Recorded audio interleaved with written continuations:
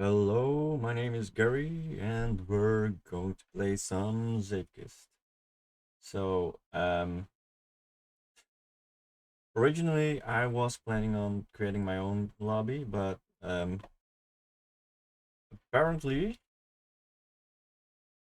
there is a um, lobby for ZSL. I'm considering joining that, but on the other hand, yeah, I don't know. Um, I think I'll just yeah, I think I'll just play yeah, I think I'll just create my own lobby. So let's see.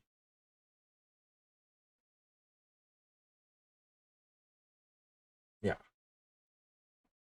So let's see.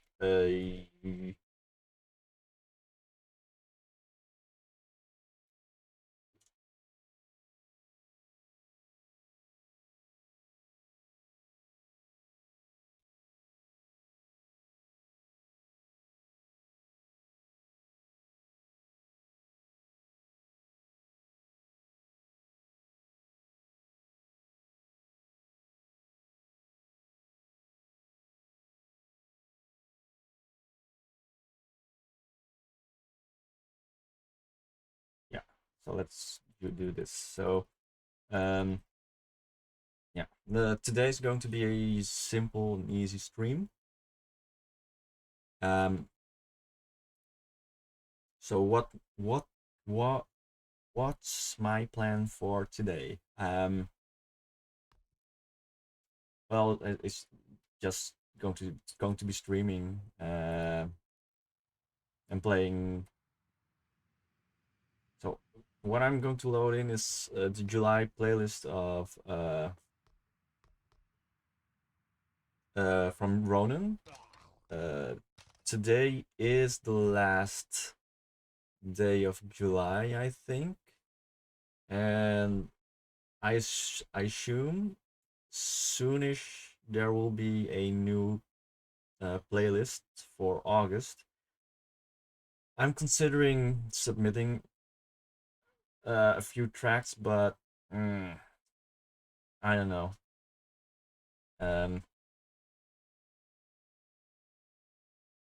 yeah, it's not that I have good tracks. It's mainly baby head tracks, so that's something.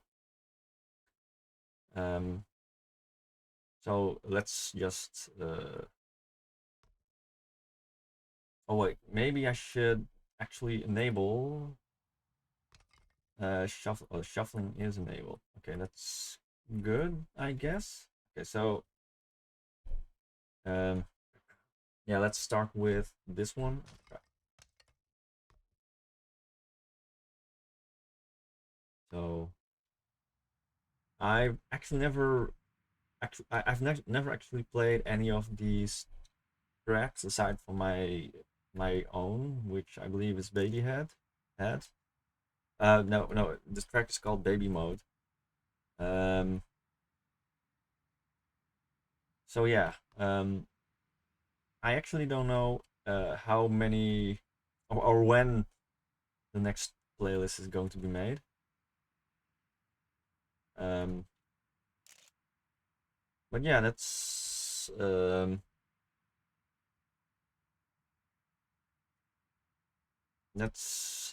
maybe coming in the next few days. It depends on whether Ronan is going to do a create a new playlist. Is it, it depends on whether Ronan is going to make a new playlist during his subathon.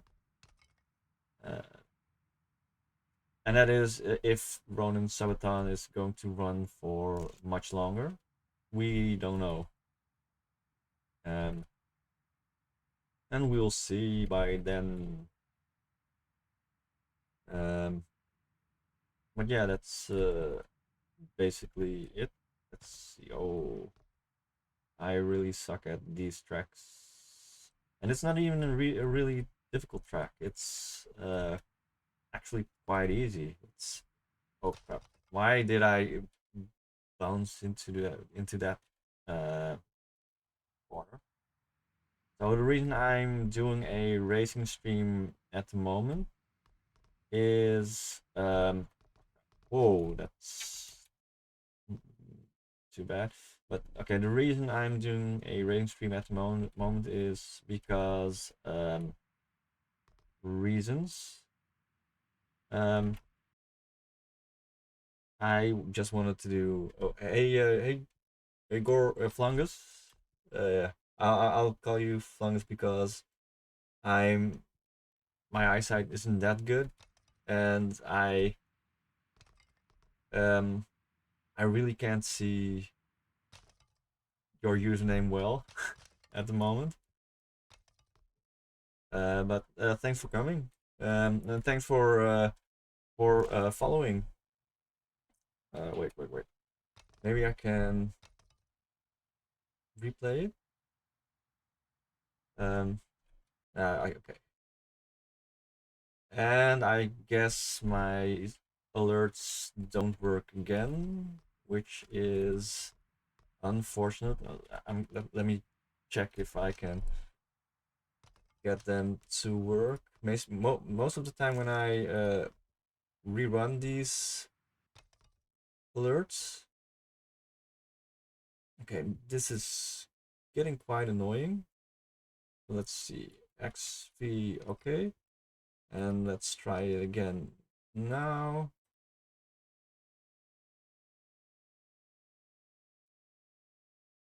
Okay, this is pretty unfortunate that it keeps crapping out. That's weird.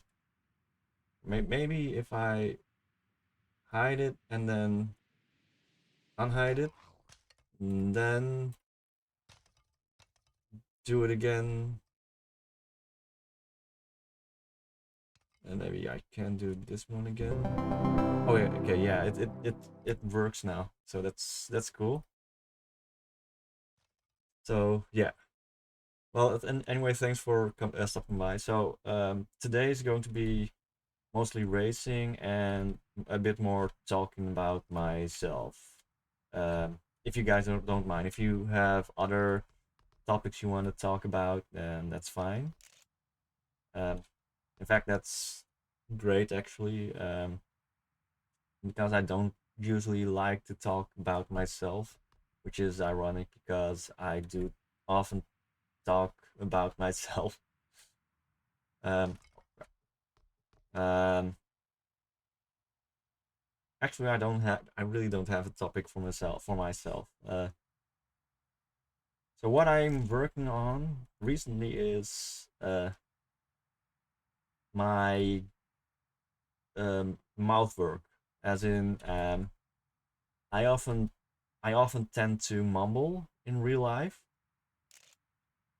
and it makes my jaws a bit stiff.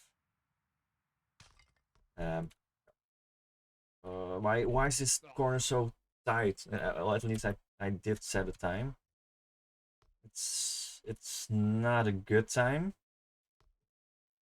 So, but yeah, yeah, same here. Okay. So, um, first of all, how is everyone doing? I assume it's going okay-ish because it's a Monday. No, nobody likes Mondays. Um, at least I don't like Mondays that much because it's the start of the week. Work. It's not that I don't like work. I do like work. Um,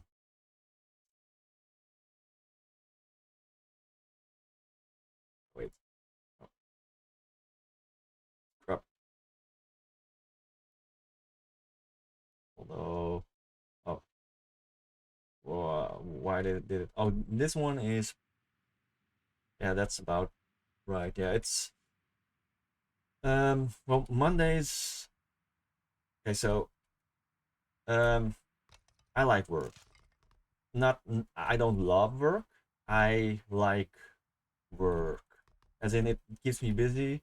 The work I do is fulfilling. Uh, I mean, I really like programming, so of course my work I do is fulfilling because it's programming work. Um, but the thing about work is, no matter how much you like work, um, it there will be times that you just don't want to work. Um, and it's not that recently I have it more often than normal.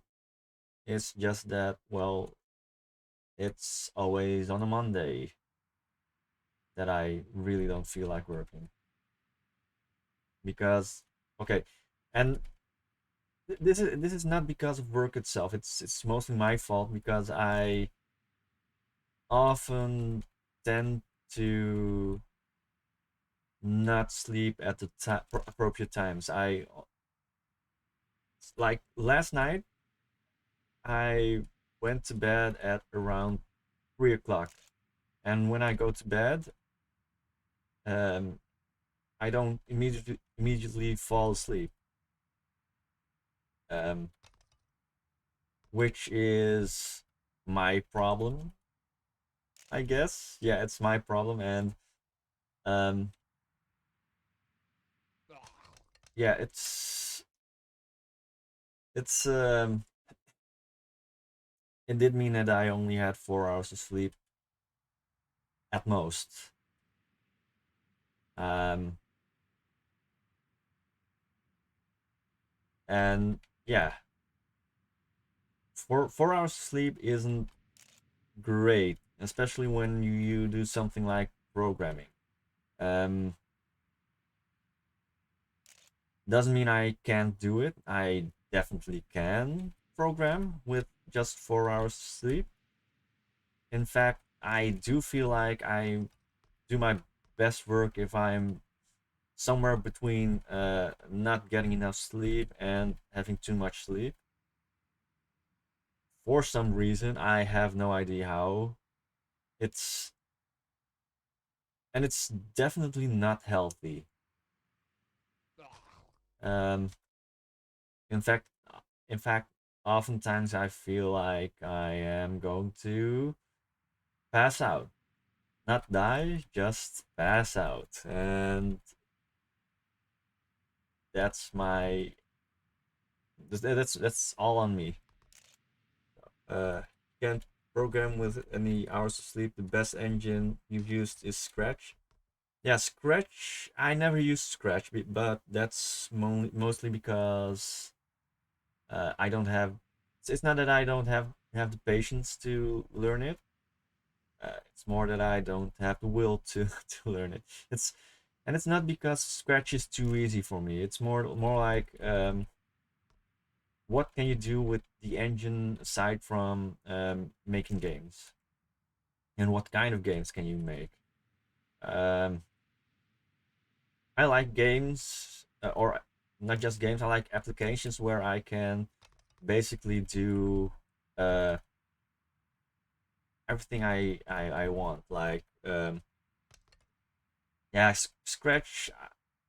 Actually, I did hear a lot of good things about Scratch. The thing is, Scratch is similar to Logo. Logo is uh, technically a programming language, but it's not the greatest.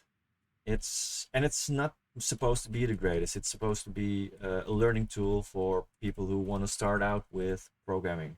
And the same goes for Scratch. I might do an actual programming stream using Scratch to better explain the basics of programming, because so far I've been using JavaScript, but JavaScript is still for some people really high level, um, which is also true for the kind of language it is, because JavaScript is a high level programming language, I believe. Um, so with high level and low level, it's people refer to this annoys me. So okay. Um, so with high level and low level, people when talking about programming language, people uh, talk about how close it is to machine code, as in so low level programming is assembly or just straight up writing the binary, um, which isn't which isn't easy. I haven't tried it yet. Writing binary, I did try a bit of assembly, mainly because of Smash modding. I used to also do a bit of Smash modding, mainly cheat codes and stuff. You got Unity, don't know where or how to write code. Yeah. Um. So the thing with Unity is, Unity is has two different levels of creating the game. One level is just using the drag and drop system, or um, it's not exactly drag and drop. It's more like oh crap.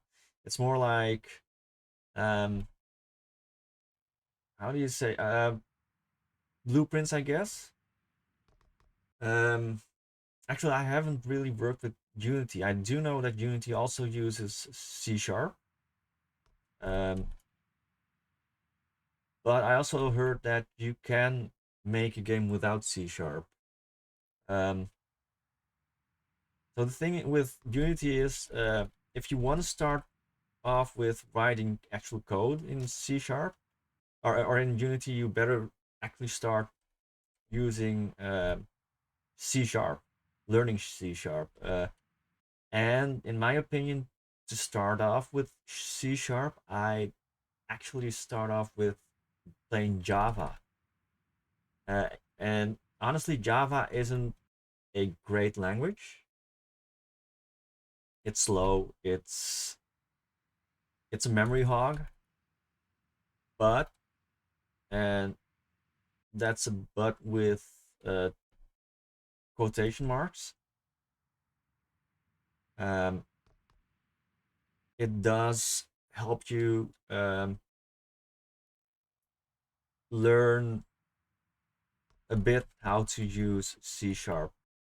Um, it's not exactly that it teaches you how to use C sharp. It's really close to C. C sharp is closer to Java than C++, but it's still different enough. And and that's why I started off with JavaScript. JavaScript is a completely different beast than Java. It's not even related to Java. Um, but um, the most important thing about about programming isn't the language; it's the building blocks. If you know what a variable is, um, you have a big start. If you know what uh, operators are, what logic is, how to compare, how to know how to get a boolean, then you are further along. And once you start with if blocks, else blocks, for loops, all those kind of things, then you start to have the basics of programming. You're not completely there yet. And I really am bad at these tracks. Um, I think I'm even worse than Sideways. And not that Sideways is bad or something. I might even be worse than Fishy. Um, yeah, I think it's better to compare myself to Vichy because Vichy is a self-proclaimed bad Zeepkist player. Um, but anyway, so the the important thing about learning how to program isn't the language. It's knowing the basics. If you don't start with the basics, like variables, and that's why I also want to do TypeScript, because TypeScript has type hinting. And um, yeah, the thing about TypeScript is it forces you to okay. Technically, it's not type hinting. It's just variable typing. And typing is something a lot of programming languages have. JavaScript and PHP are two languages that don't exactly have typing. They have type hinting, but not typing, um, and which makes it really hard to learn a new language. Um, so honestly, I don't even know how it is with Python. It might be that Python actually also has type hinting, but I do need to find out if it really does have typing or just type hinting. Um,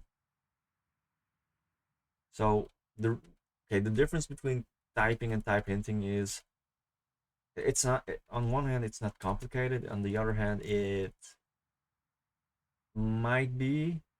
So from what I understand, type hinting is purely um, saying what a variable should be. Um, and type hinting can be enforced. In PHP, type hinting isn't enforced, but it doesn't define what a variable itself is. Like you can't just make a variable that's called a, and you can't define what that variable has to be. Um, so, but you can say this property can be a string. It can be an array of a string. But and like I said, PHP has enforced type hinting, and that's when you use it in functions and methods. Um, but um, in most cases, it isn't exactly enforced. But typing forces you to define a variable with a certain type. You can't say, and this variable is a mixed type. No, it has to be either a string, uh, a char array, uh, an integer, or whatever, and it can never change. Um, and that's, at least that's how I understand typing. Um, Man, this one's pretty okay. Okay, so yeah, this is a cup of the day track. So yeah, if I don't get it, it's not a problem because I'm not a good Zekus player. So I don't have to set a time, right? Right? I don't have set have to set a time, right? Hashtag copium.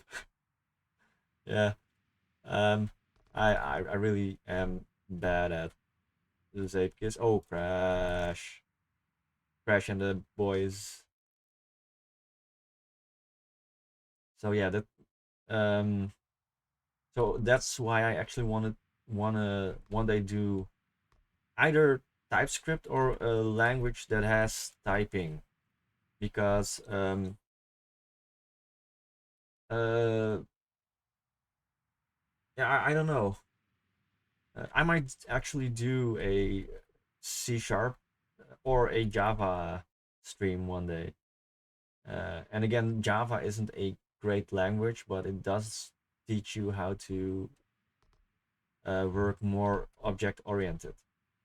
Um, because what I've done so far is close to object oriented, but it's not in a language that is object oriented. Which isn't bad. It's actually good. Oh, I'm really bad at this. There's going to be speed check, right? There has to be. I hate it. I hate. Okay, it's not that I hate being bad because I'm I never intend to be good at this game. Oh, this is a speed check. Oh no, it's not a speed check. I can make it. Yeah, we can make it if we try. Oh crap! Just the two of us. So before I started stream, actually during Kodiak stream, I actually contemplated on making this a Zeepkist and karaoke stream. So I'll do karaoke while driving, but then uh, the reason I didn't do that is because of all the preparation work and issues with bots. The last thing I want is to be DMCA claimed on YouTube. Um, and I do want to archive all of my VODs. Oh craps! Um, but yeah, the I do want to one day do a singing and gaming stream, kind of as a fun challenge. But it'd probably have to be original songs that I've written, which means at least not in the next few months. Um, so yeah. Speaking of songs that I've written, there is one song that I have made. Uh, I do plan on redoing the song. Just I just don't know when I'll be doing it. Okay, I'm not going to get risky. Okay, maybe in the next round. Nuts. Um. So yeah, the game or the plan is to one day have enough songs to actually have a concert with gameplay. Maybe by that time I also have a VTuber model and slash or a camera. Yeah, so my plan is still that I'm going to be a hybrid streamer, a hybrid VTuber and real life streamer. Um, I do like having a face cam. Yeah, a sorry. Uh, trying to move my jaws. Uh, Speaking of jaws, you can request songs. I do prefer if most of the songs you request are family friendly. Um, but unless the lyrics are really too outrageous, I won't skip them. Um, so yeah.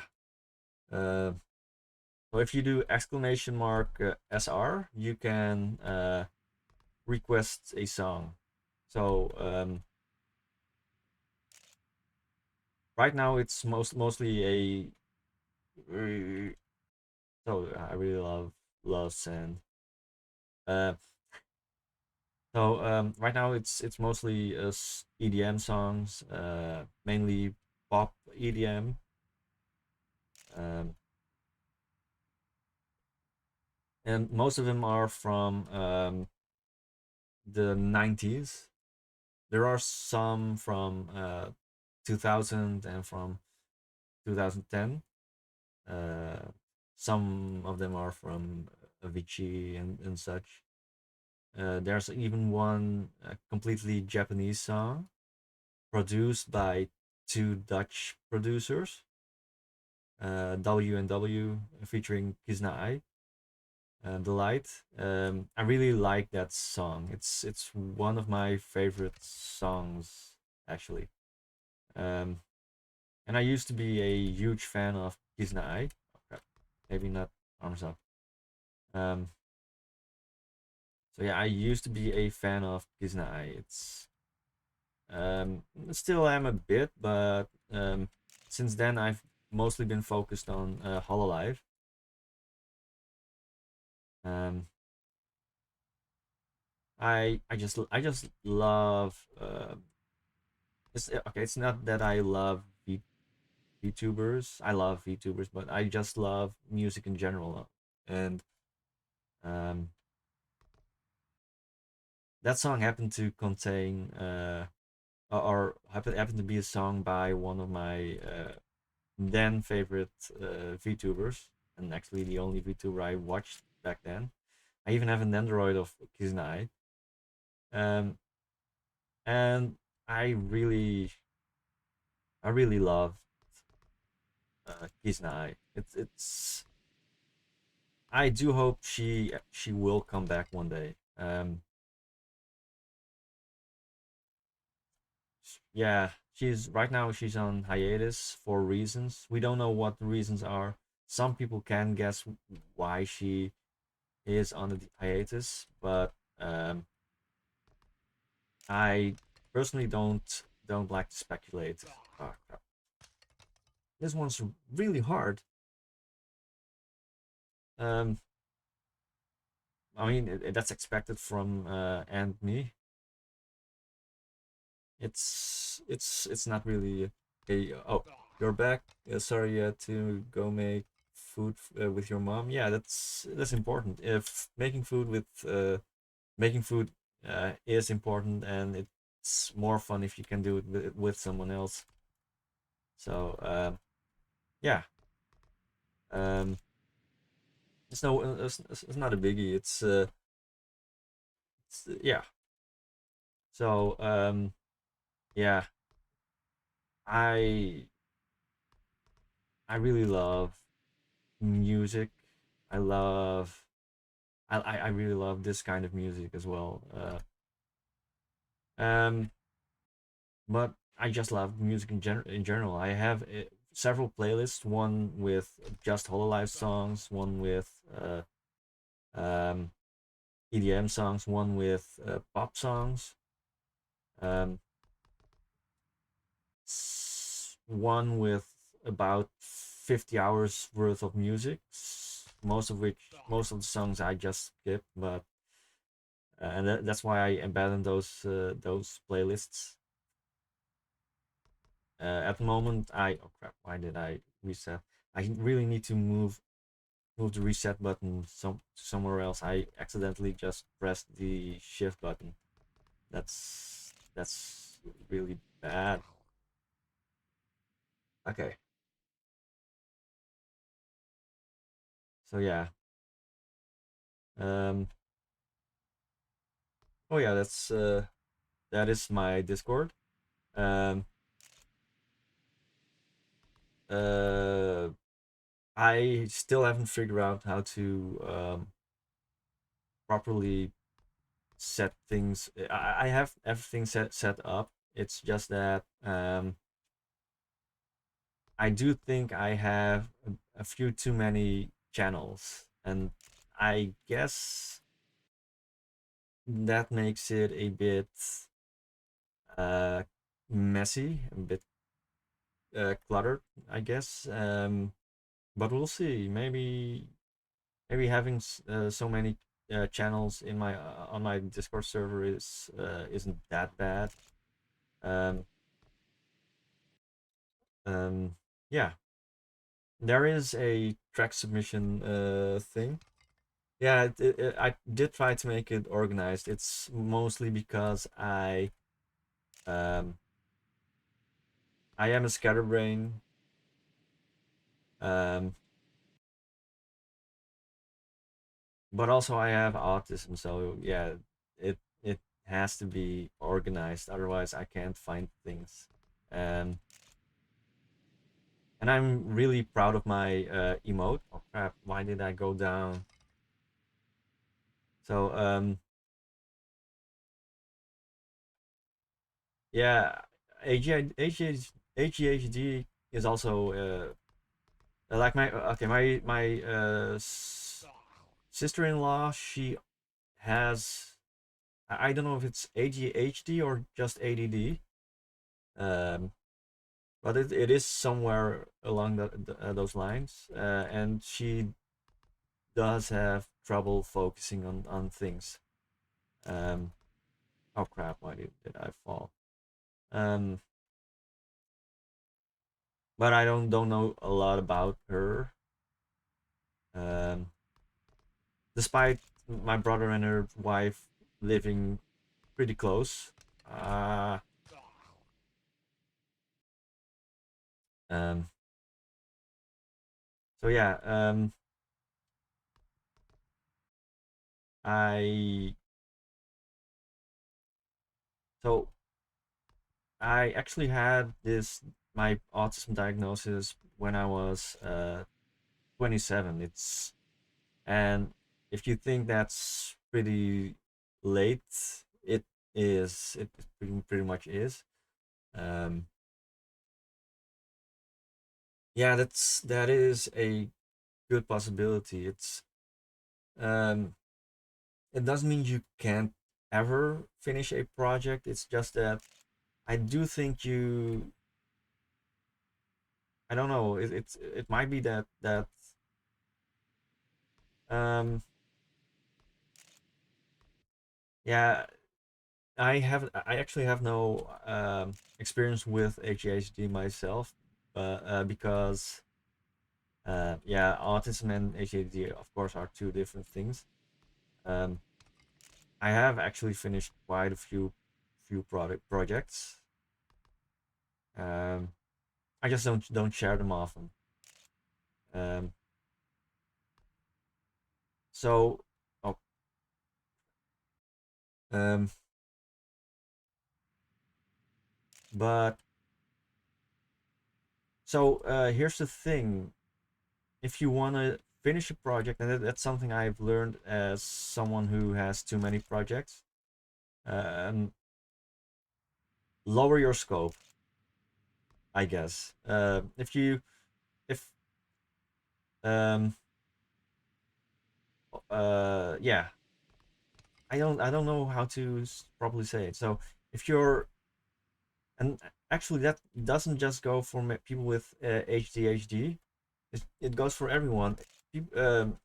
Starting a project can be uh, a daunting task. It can be overwhelming, even. Um, even for someone with yeah, even for someone who isn't neurodivergent, um, actually starting a project already can be a daunting task. So I really bad. I really bad. We me bad. Me have skill issues. Me not good at this shit. Yep. I really am not good at racing. It's not great. So the thing is, my reaction speed is really low. So high precision tracks, um, not my thing. Tracks that require a high reaction speed, not gonna happen. I like rhythm games, but I can't ever um, fully complete them. But yeah, going back to projects, um, when I used to write, I still write, but when I used to write my bigger novels, there are two stories that I really want to finish writing. Um, one's a fantasy story, one's a horror slash romance story.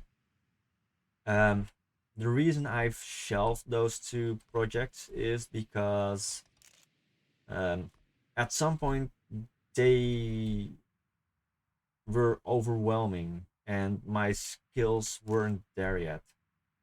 Um, so it's not that I couldn't focus on finishing my project. It's just that my standards were just so high that whatever I wrote wasn't enough.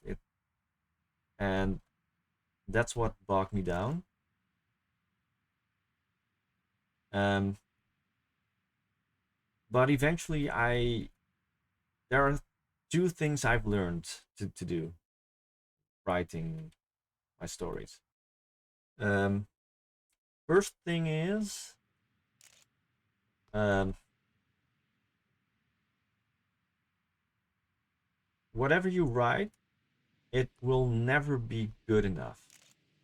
It might be good enough for most people, but it will never be good enough for you. An artist is by definition perfectionistic. An artist will never look at their own work and say it's good enough. And that's a pretty hard pill to swallow. But once you realize that, there's two things you can do. You can just give up, or just accept this fact and say, well, this might not be up to my standards, but it's good enough. And of course, you will never be satisfied with your own work, or not completely satisfied. You might be satisfied at the moment, um, but eventually you'll look back and say, yeah, it's pretty cringe, pretty cringe. Uh, so that's the first thing. Your work is never good enough. Maybe for others, but not definitely not for you. But second of all, um, um, you don't have to finish your work. The chances are that one of my stories, the fantasy story, will never be completed ever, and the chances are as just as high that I'll never finish that romance story. And that's because maybe they're never meant to be finished. Um, maybe one day I will finish it. We finish one. Um, but yeah, there's still a chance that I will never finish my stories. And on one hand, it's sad. It's it's a bit heartbreaking. But yeah, it's something. It's something that you have to accept. I have 1,000 ideas in my head. Um, a few of them are pretty lewd. Um, but there are quite a lot of stories in my head that I want to write, but just can't because there isn't enough time for all of them. Oh, thanks, Yolo. Thanks for following. And oh, why did it? Okay, let's see if I can rerun. Yeah, okay, now it works. So, welcome to my stream. We're just talking about finishing projects. So,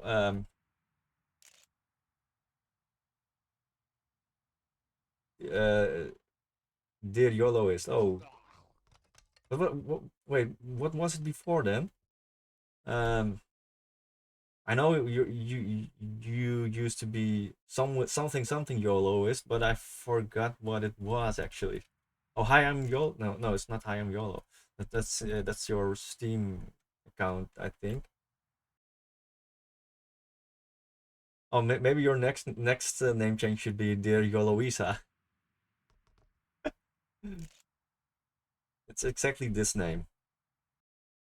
Oh, yeah, okay. Uh, because it says at. Oh yeah,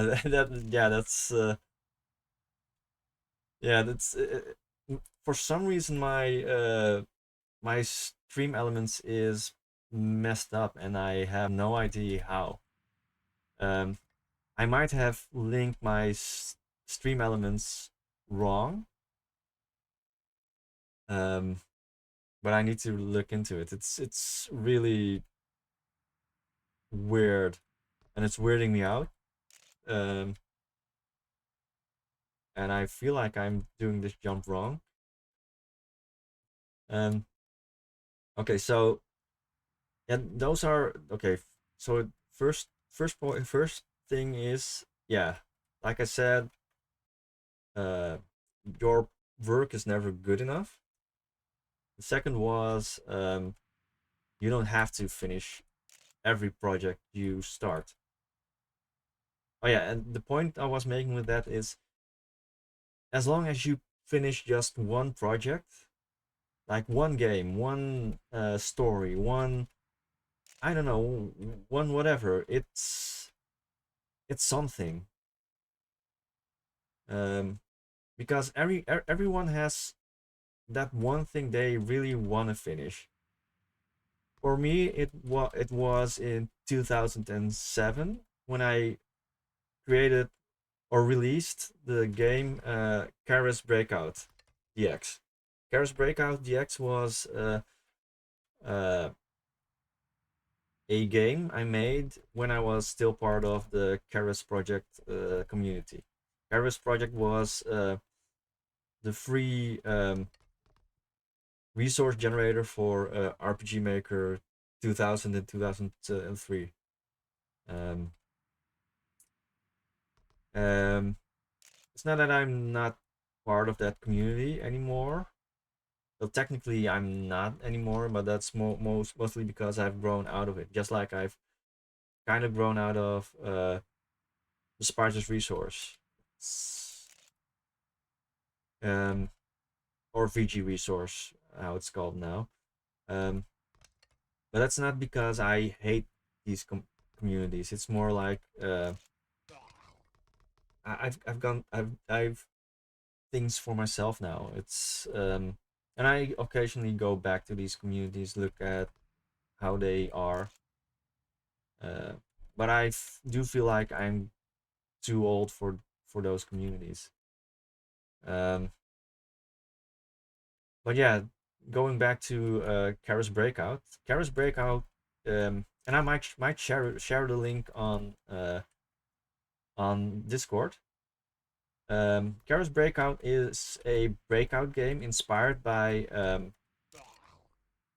um, well, actually, it was inspired by Earthworm Jim.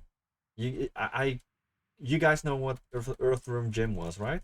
It's a classic platform game um, where you play as Earthworm Jim, a Jim who is, oh no, it's not okay. So he wears a super suit and now he becomes an Earthworm Jim. You know what I what I'm getting. So one of these mini games was I forgot what it was called, but it was a mini game with Peter Puppy. I believe the mini game was Puppy Love in Earthworm Jim 2, where you had to juggle puppies and not make them splat. Oh, have fun, have a nice dinner. Have a nice dinner, yeah. Uh, so um, Puppy Love was basically send puppies to the other end of the stage, um, by bouncing puppies on a pillow, and if they go splat, they literally die. And if too many puppies died, you get attacked by Peter Puppy. But I believe in a prototype, um, there was a plan for a breakout game using the very same mechanics, where you, I believe, bounced Peter Puppy up and down um, using the pillow. So I took that idea and made it a breakout game. So it was a breakout game with gravity. Um, and you can find it on Newgrounds. Actually, it still works. It uses Rust. Um, oh, you can't cheese it.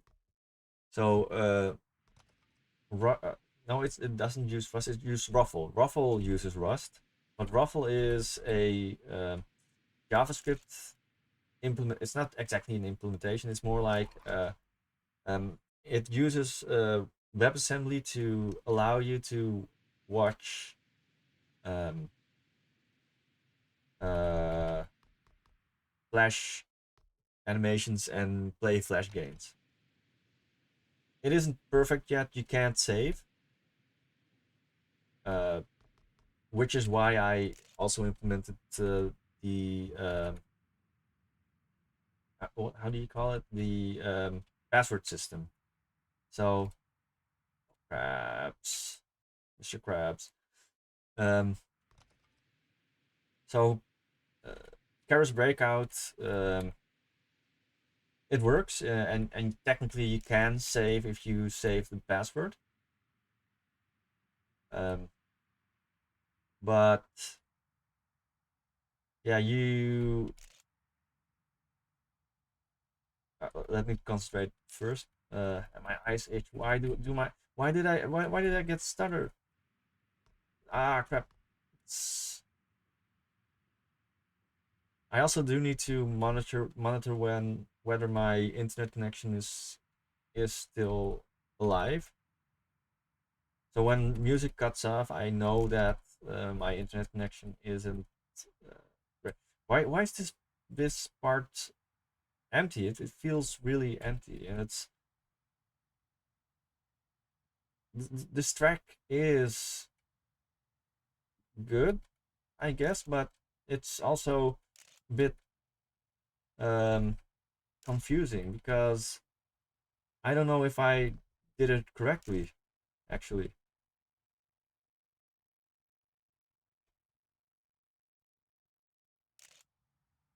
So yeah, this. So let's do it. Is there a risky? There isn't a risky. Okay, so I'm only marginally. Okay, so why am I so bad at this track? Okay, so maybe if I follow. Okay, so what did I want to say?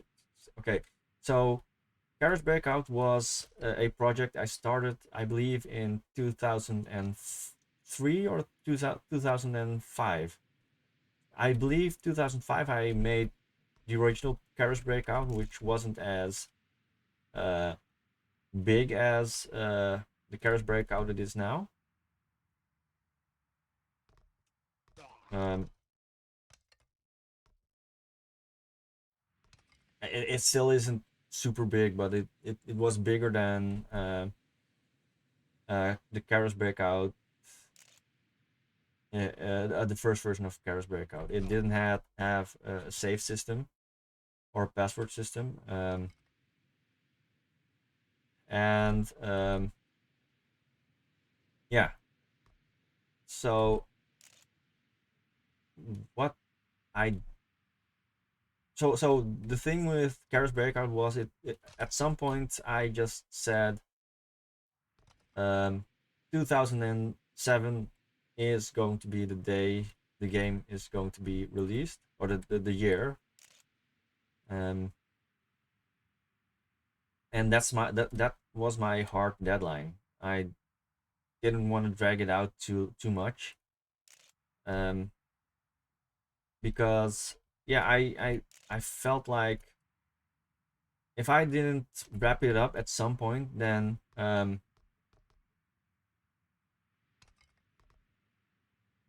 yeah, I felt like I needed to at least finish one project, and if it has had to be just one project I'd ever finish in my life, it had to be that project.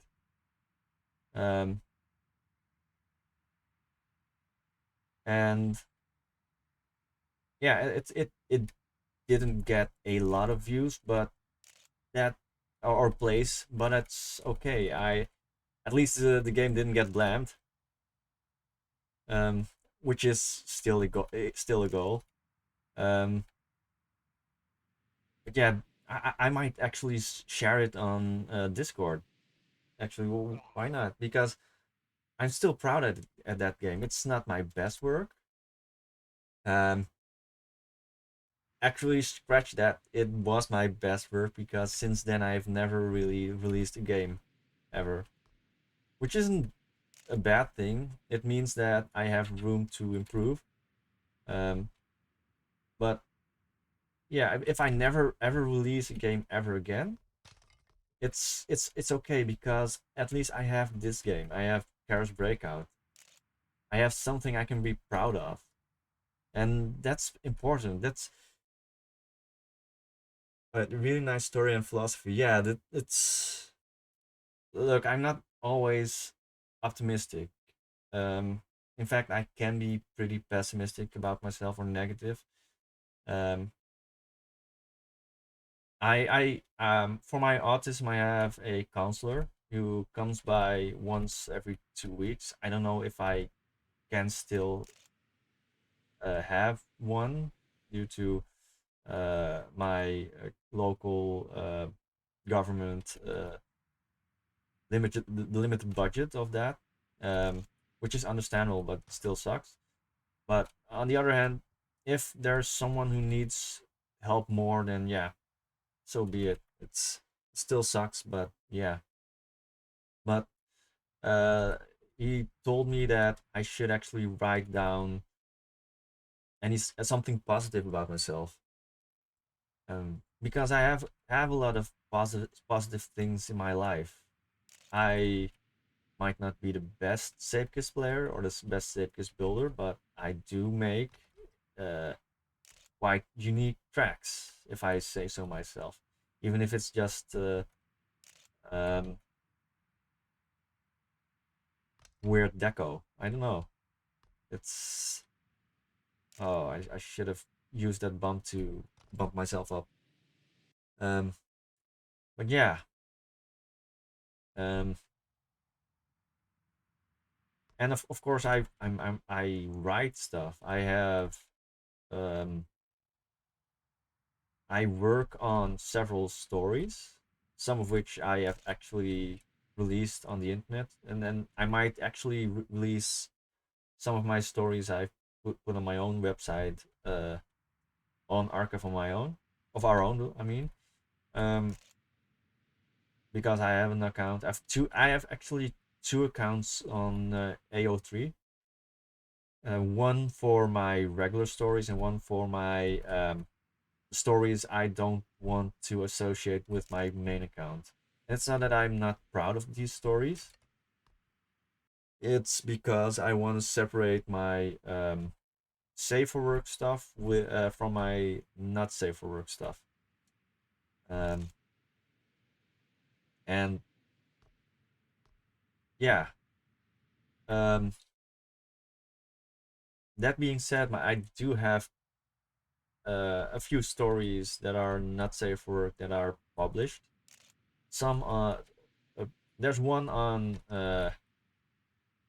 um, how do I say it as tactfully as possible, and stay safe for work. It's on a website that hosts several stories. Um, hmm.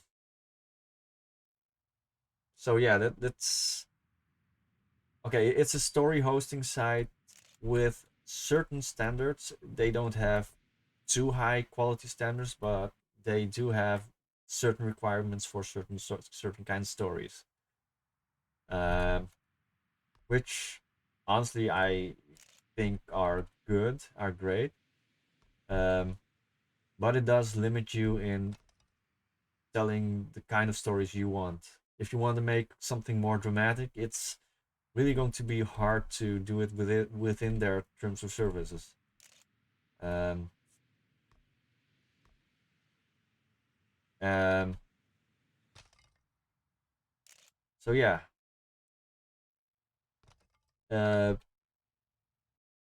that being said, most of my stories are um, yeah. This isn't exactly my favorite level either. Um, so most of my stories are still positive. I don't know why it is. Maybe it's because I and it kind of ties with why Hans Christian Andersen is one of my favorite fairy tale writers. Um, his stories are pretty bittersweet most of the time. Like The Little Mermaid, uh, The Steadfast Tin Soldier, uh, The Girl with Matchsticks. Those are three of my favorite fairy tales. There are not many fairy tales can say I love them. These three are in my top three favorite fairy tales, and they're all from H. Hans Christian Andersen. Um, so and they're actually pretty depressing if you think about it, but at the same time, they have a certain optimism. They're bittersweet. So um, everyone knows the original. I hope everyone knows the original story of the Little Mermaid. Um, so basically, Little Mermaid wants to have a soul, so she becomes human. She, I believe, she falls for the. I don't know if she actually falls for the prince, but the prince actually is in love with another woman.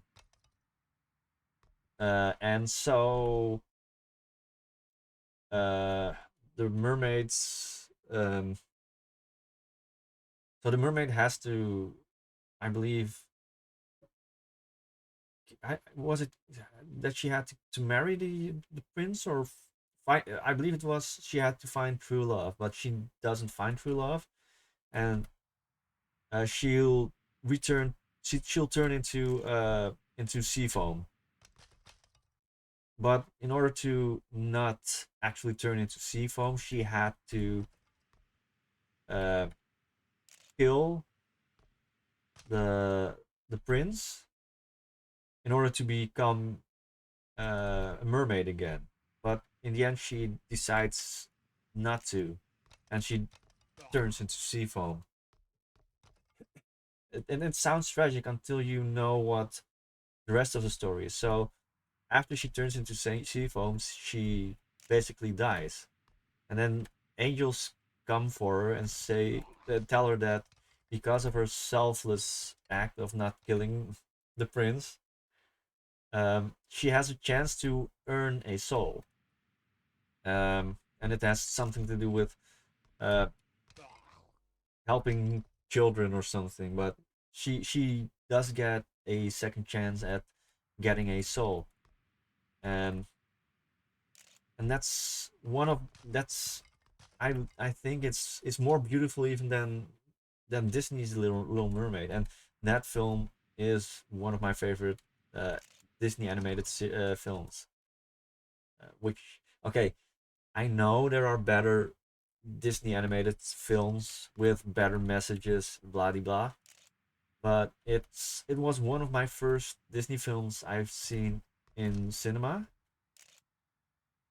and I don't know, it's so for the longest time I wished to have a girlfriend like Ariel, but at some point, I don't know, Ariel kind of resonated with me more than Prince Eric. Prince Eric gets the girl, but Ariel is the girl, and maybe it's so. The Little Mermaid was written by H. Hans Christian Andersen, who is, I believe, confirmed to be gay. So, hey, welcome back, Flungus. So, okay, so Hans Christian Andersen was, I believe, gay or yeah, at least gay, but he could also have been bisexual. This is a great track by MDPL, by the way. I really, really love it. But um, so um, I believe he wrote the Little Mermaid kind of as a way to. I believe it was because at that time he was in love with a man who couldn't love him back, and basically the Little Mermaid was his response to that actually, if I recall correctly, um, and that actually comes back in the animated film where Ariel just wants to be part of that world. She wants to be part of. She wants to be something that she at that time knows she can be. Um, and once, okay, so before I had my diagnosis of autism, I didn't know who I was. I didn't know where I belonged. And the reason why part of your world is important to me is because of the same feeling of longing, the same feeling of wanting to belong to something. Not someone per se, but wanting to know my place in the world. Um, which is why and don't get me wrong, I really enjoyed the live action remake. Was it necessary to remake? Was the remake necessary? I don't think so. On one hand, on the other hand, um, it wasn't bad. I really enjoyed it. Um, it deserves a 6.5, but personally, I would give it a 7.5. But that's my opinion. I just really enjoyed the film. So, but the one thing I really disliked about that film was how part of your world was portrayed. Part of your world was a song that was um that was fragile. It starts fragile. It becomes more confident the more she talks about her passion, her wish, and then once she realizes that she can't ever be part of that world, it becomes fragile again. Um, and that's what makes the reprise so amazing. I'm not getting it. So the the reprise is when she rises up from the water and then goes like, yeah, this is my goal and I'm going to get reach it no matter what. Um, and that's so. I like the in the live action remake. I do like the reprise. There, in fact, there are at least two reprises. One the upbeat reprise, and one is the more sad reprise near the end, which which adds quite a lot to the film. I feel it does it makes the remake a lot less redundant.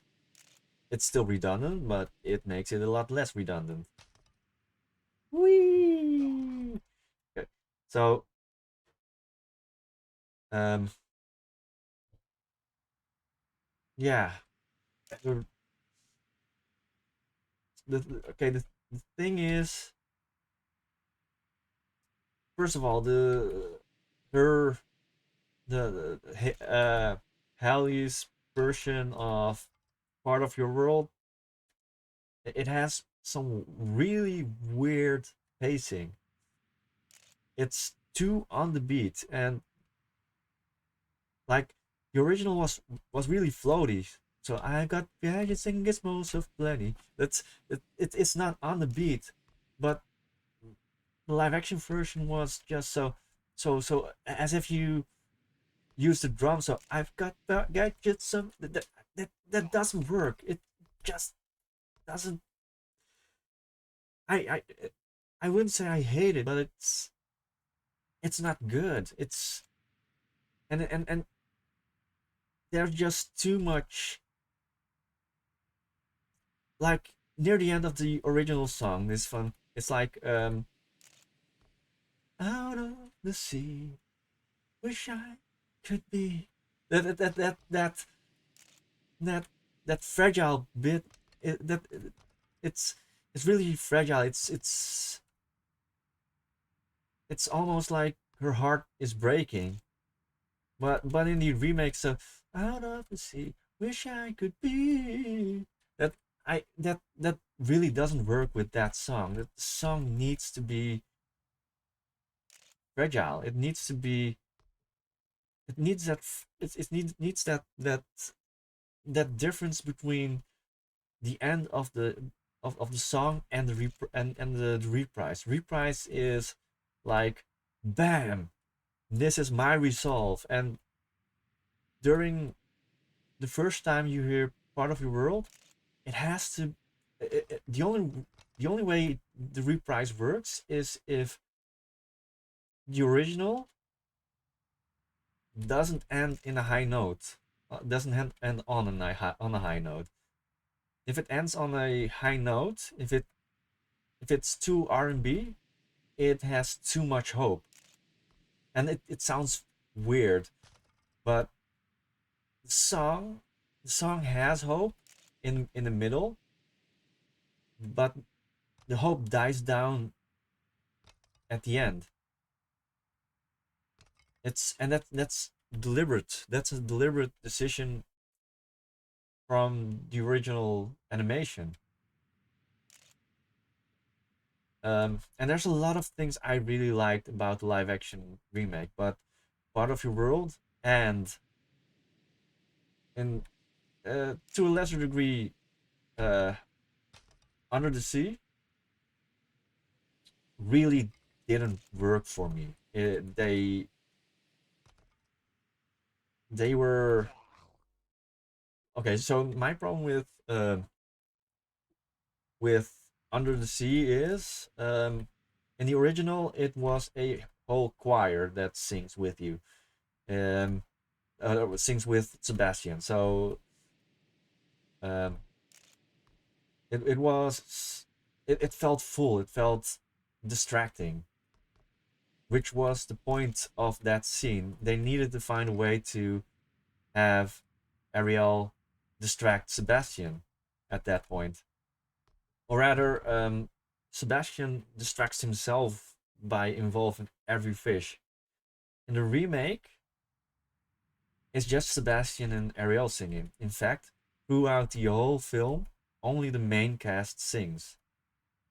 Even Prince Eric, which is okay. One exception is Fathoms Below. Fathoms Below, I really loved how they. So okay, when the film starts, in the original, when the film starts, it starts with the song "Fathoms Below." One of the it's not the greatest song, but it is the song that sets the mood. And I was kind of disappointed that they didn't put the song in the film until Eric's birthday scene, where they actually played "Fathoms Below" um, during that birthday scene, which was brilliant because now the birthday scene has a song. It's and and the moment you see the ship, you hear you hear the tune of Fathoms Below, the horn, you hear the horns. That's and sure, it would have been nice if they had allusions to Fathoms Below at the start, because it starts with a quote by Hans Christian Andersen, which really fit with the entire film, by the way. But uh, I can really I really love the film. At least animated film. So, but um, I do actually I do actually enjoy the live action film. Um, but the thing about so going back to Under the Sea, it's only Sebastian and Ariel singing, and that's what makes it so boring. It's not just the visuals. It's Under the Sea. The song works great both in the film, in the original uh, animated film. I mean, as well as on the soundtrack. You can listen to the song and feel hyped. You can feel the summer. It's the same with Phineas and Ferb songs. You can listen to them actually um, without actually watching the film or the series or whatever. Um, with the live action remake, no, it doesn't work. It really doesn't work. Not in the film and not outside the film. It just feels boring. It really doesn't feel right. It I mean, just listen to it if you have the time. But yeah, it's wait, maybe I can. Okay, I know you guys can vote skip it if you want. So no, not this one. Uh, I believe it's this one. Oh no, it's not this one. Um, a Little Mermaid. Is it this one? Okay, it is this one. Captain Song link. So SR, and you can you can cue your own songs, but if you don't like the song, you can just vote skip it. I don't mind. Um, I would definitely vote skip it if I don't like the song. Um, but yeah, this version is just I don't know. It's not as cool as the original. And Under the Sea should be fun, and it just feels like two people who are singing a karaoke version of Under the Sea, and that doesn't work. And those two are the only two original songs of or not original songs, returning songs that I have an issue with. Like Kiss the Girl was amazingly done. I really love that for it's no oh no, it's not that I love that version. I think the original is better. But uh, the version, the live action version is good. It's good enough. It's at least better than Ashley Tisdale's version.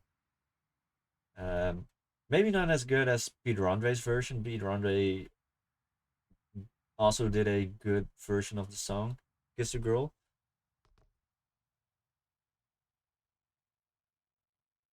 So why am I going slow? So slow, so slow. Okay, so um, but yeah, one of the songs that I really, one of the returning songs that I really loved, which I don't usually like this song, but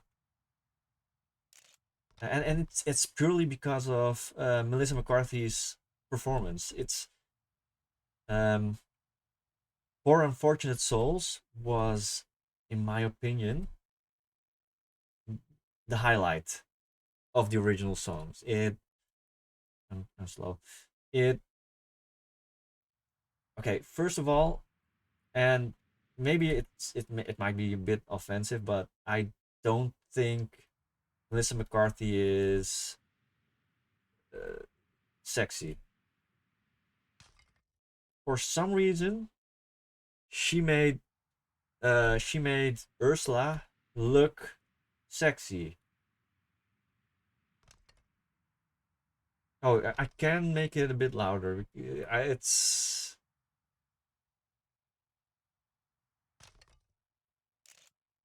oh, maybe it's too loud. Is this good? Or should I make it a bit loud? I hope this is. Should I rewind it? I can. Okay, I can go at somewhere. Okay. So if I so i- as you can hear,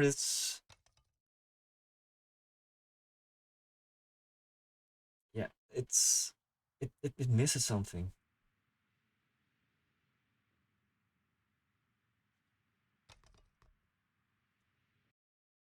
Yeah.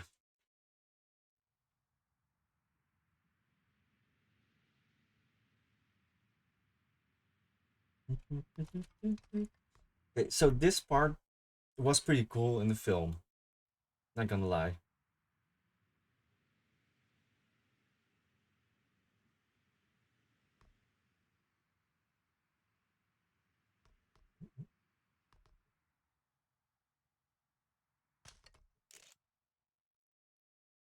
Oh my hand. What the hell?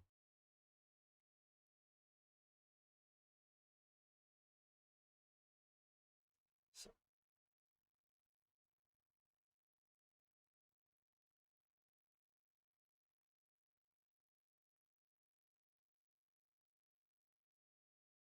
so yeah. So as you can hear, it misses something. It just I don't know.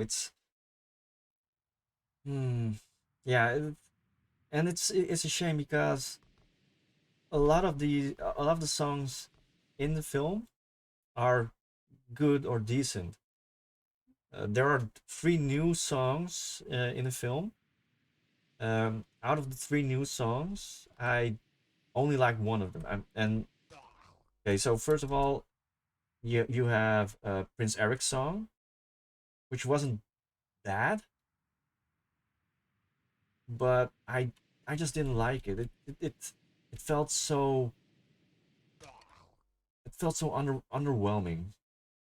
But it wasn't because of bad writing or something. It's just um, I think it's a performance of the lead singer. I forgot who he was. It was Prince Eric's original song. Wait, I already said that.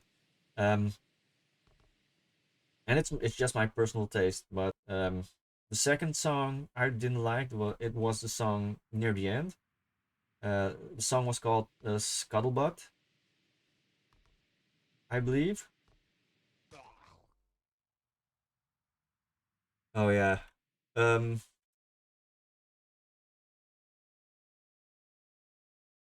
yeah, that can sometimes happen with Spotify. Um, but you can always just look for the right song if you want. Um, and queue one again. It's not like anybody's queuing songs. Um, so okay, as you can see at the bottom left, you can see a bar getting wider and wider. And that shows how far along the song it is. And I believe it also has a time indicator. My. Oh, I really like this song. Uh, but yeah, so Scuttlebutt is also a song I didn't like, but fortunately the song is only around a minute long. And it's not because Aquafina is a bad rapper or something. I think she's a good rapper, I guess. I don't know, but I just didn't like that song. It it it it distracted from what was about to come, and that was the fact that Prince Eric was being charmed by Vanessa, otherwise known as Ursula in disguise. Vanessa, Ursula in disguise. Um, but yeah, um,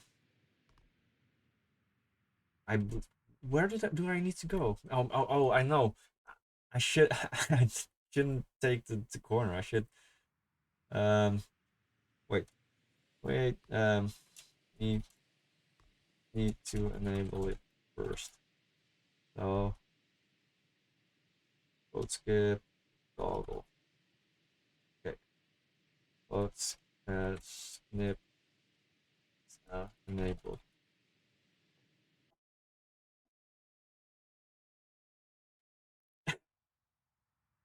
Uh, so you mean the Perry Grip song? Because yeah, Perry Grip does make some bangers, I guess. And okay, the thing with Perry Grip is they or do you mean this song, my? Because yeah, that's this song also hits hard, and it's only just the text my. Oh, I don't know what the text is, but it's a good song. But okay, but going back to Little Mermaid, yeah, Perry Grip. I thought so. So could you also maybe cue Space Unicorn? Because I mean that's the only song I really know about from him because of Starfish: The Force of Evil. Um, but anyway, so I've talked about the songs I didn't like about the film, um, but um, Poor Unfortunate Souls was a good good song.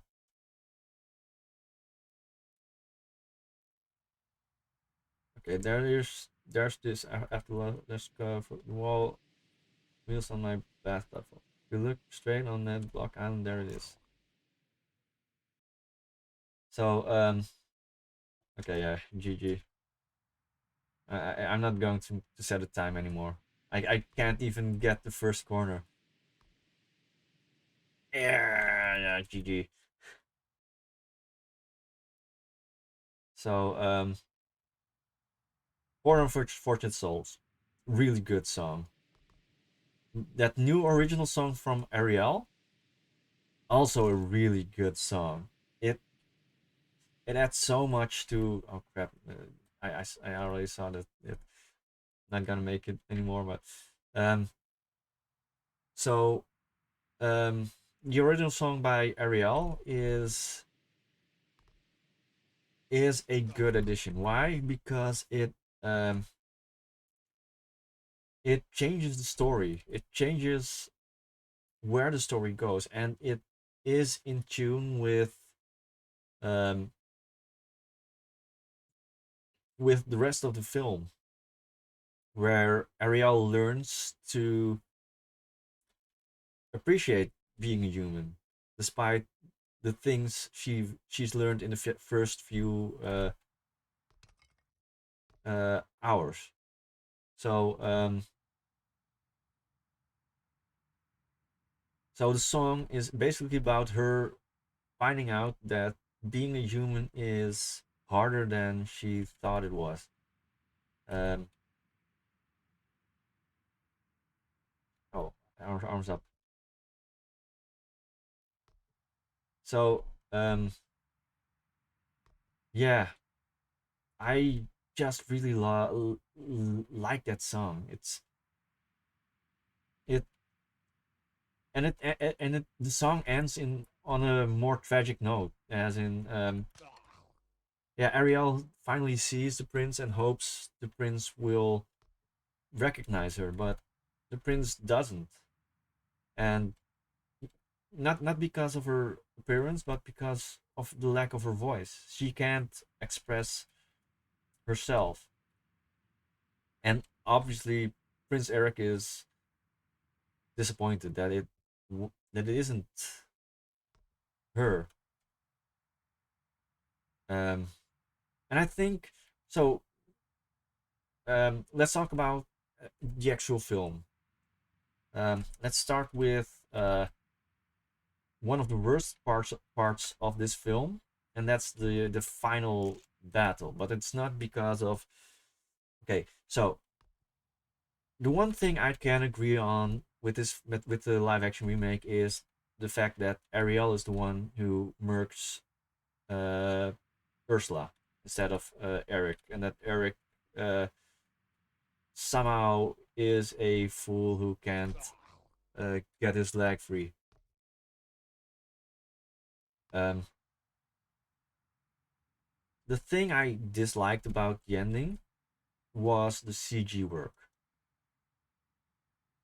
It was it was PlayStation 1 quality. Um, yeah, that's actually all I can say about it. It looked like a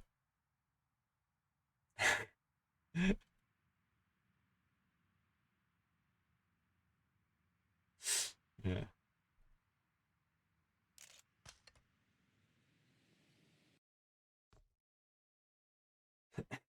Yeah, so um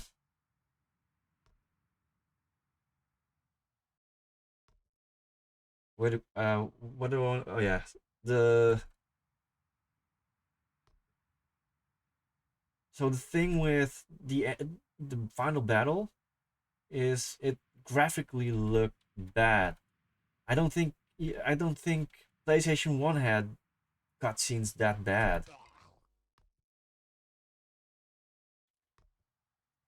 Um and it's a shame because the rest of the film it wasn't perfect, but it wasn't bad. It didn't look bad. It's just that final scene, the final sequence, and I had to readjust my glasses to actually see if I wasn't mistaken, but it it just looked terrible. It looked almost like um it was barely a step above the first Tron film. Um maybe that's an exaggeration, but yeah, it just it wasn't good looking. It was, and that's the only thing that's shame. I The rest of the film was okay. Were a few scenes I wish they hadn't changed.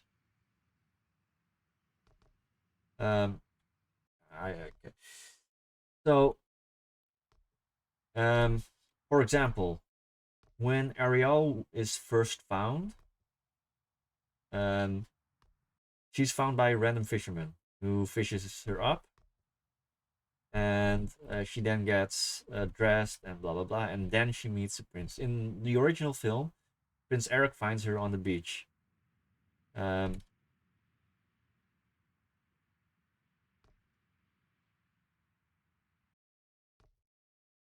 yeah, and I really like that first meet cute uh, meeting. It's it had something innocent, and I don't know. Maybe I'm just someone who is too nostalgic about this film, but I I kind of like the original more. But not to say that the rest of the film was bad because of that. It just was different, and that's I guess what they wanted to do. They wanted to do something different um with the story, and it's valid. It's valid. Um, Another thing I thought was a shame was the fact that Prince Eric doesn't have a flute. Why is it important for him to have a flute? Um, it isn't, except for one scene. There's a scene where Eric in the original animated film um, plays part of your world on his flute, and then just chucks his flute in the ocean. Why did he do that? Because he let go of his mystery girl. He let go of the girl he thought he wanted to be with, and instead chose Ariel. In the live action film, because he doesn't have the flute, this powerful scene just doesn't exist.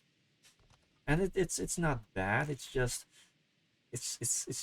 a shame that it isn't there, because I do think the yeet of the flute was a really powerful scene.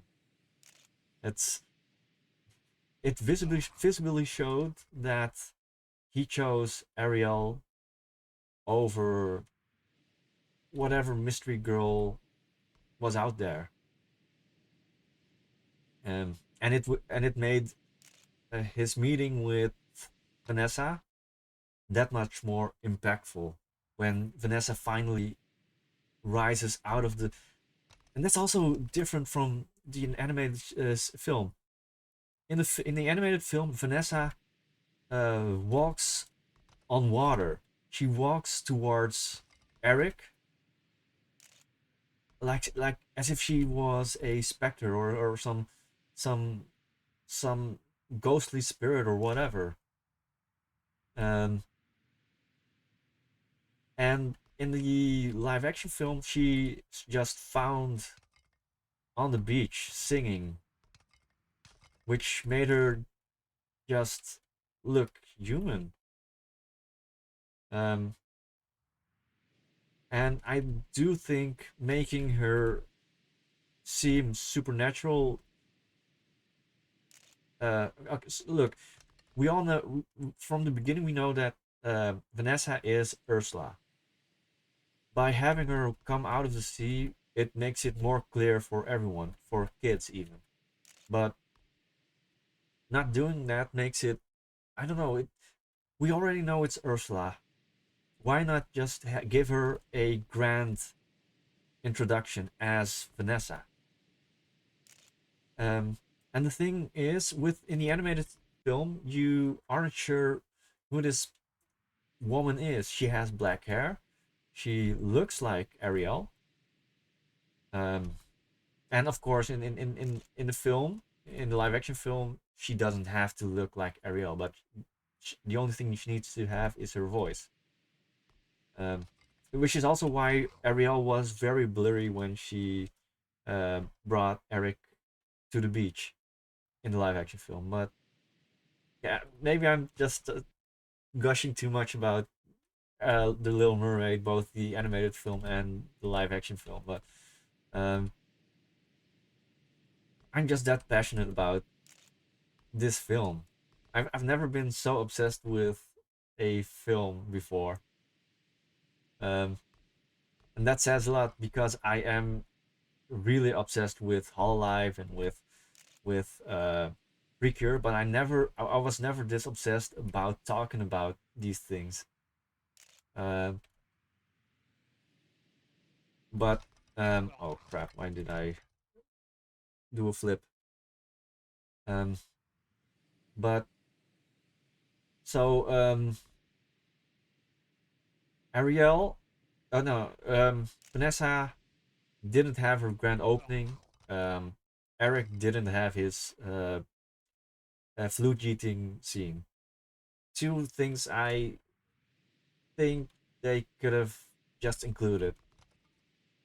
But but on the other hand, in the original, there was a wedding scene where Vanessa would, so like in Breath of the Wild when the old man revealed who he is.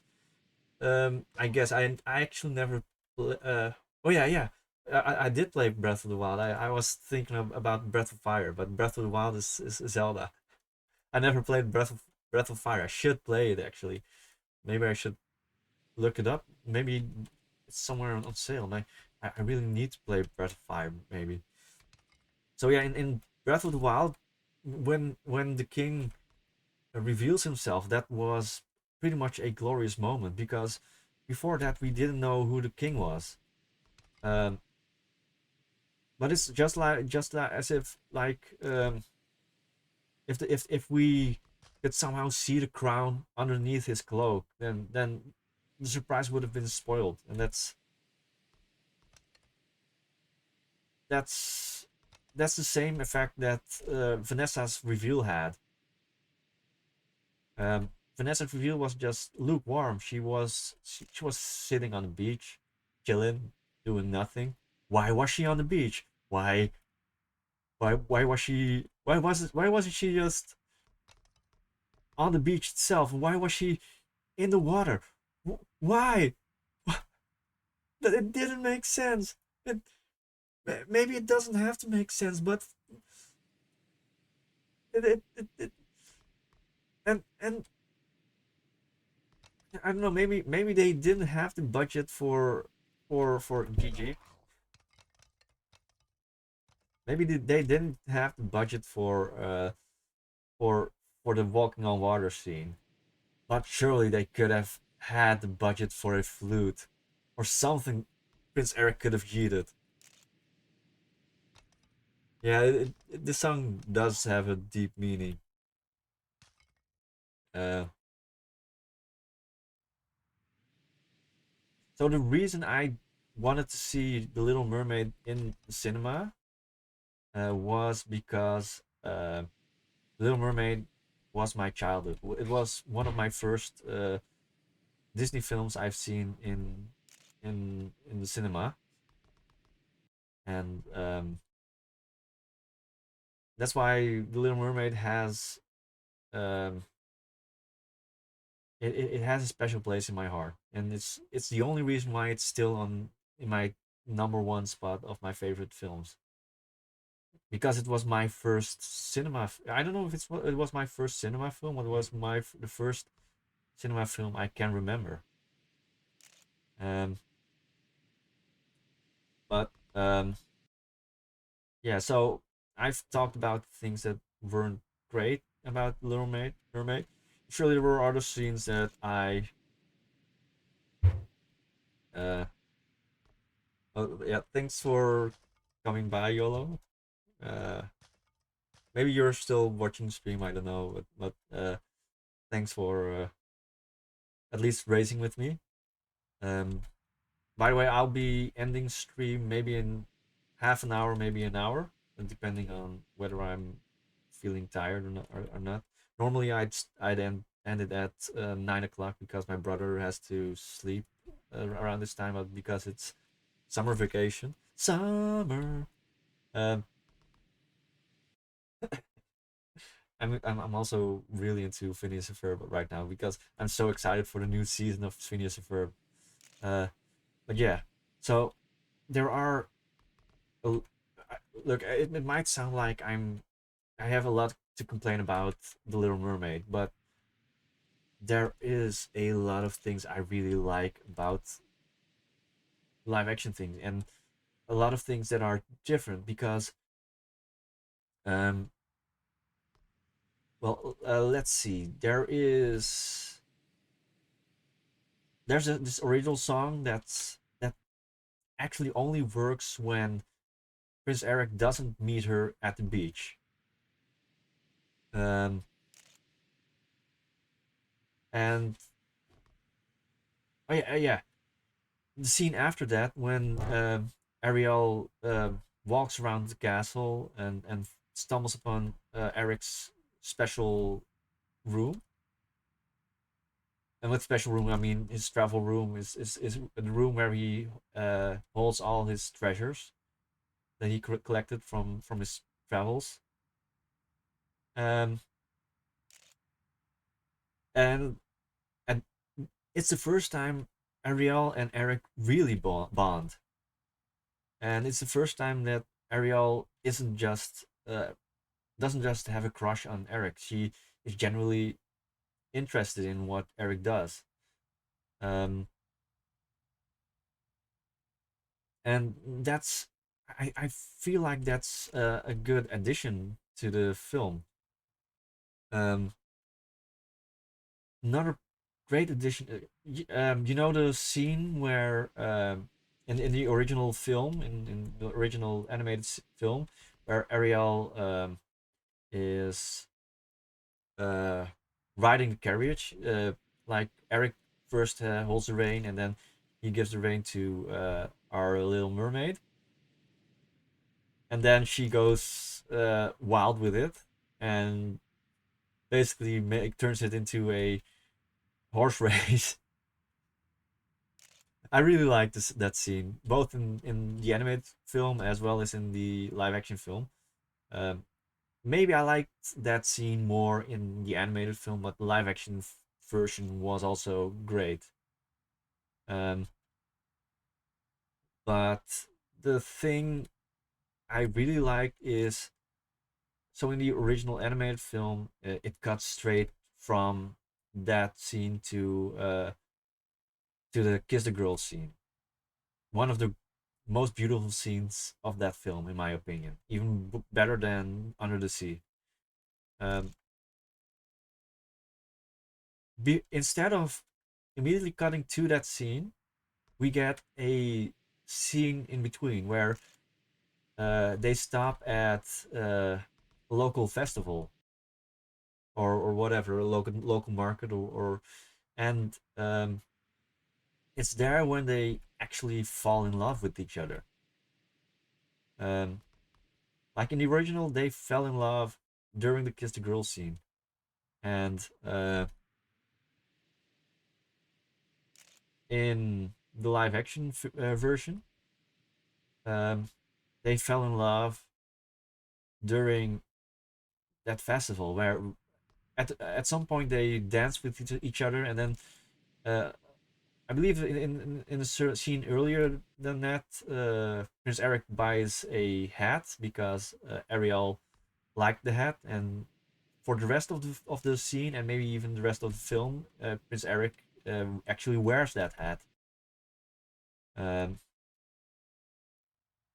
and it has one of the it's not one of the greatest cameos, but it's a cameo that really got me hyped. It was like Jodie Benson was the original voice of Ariel, right?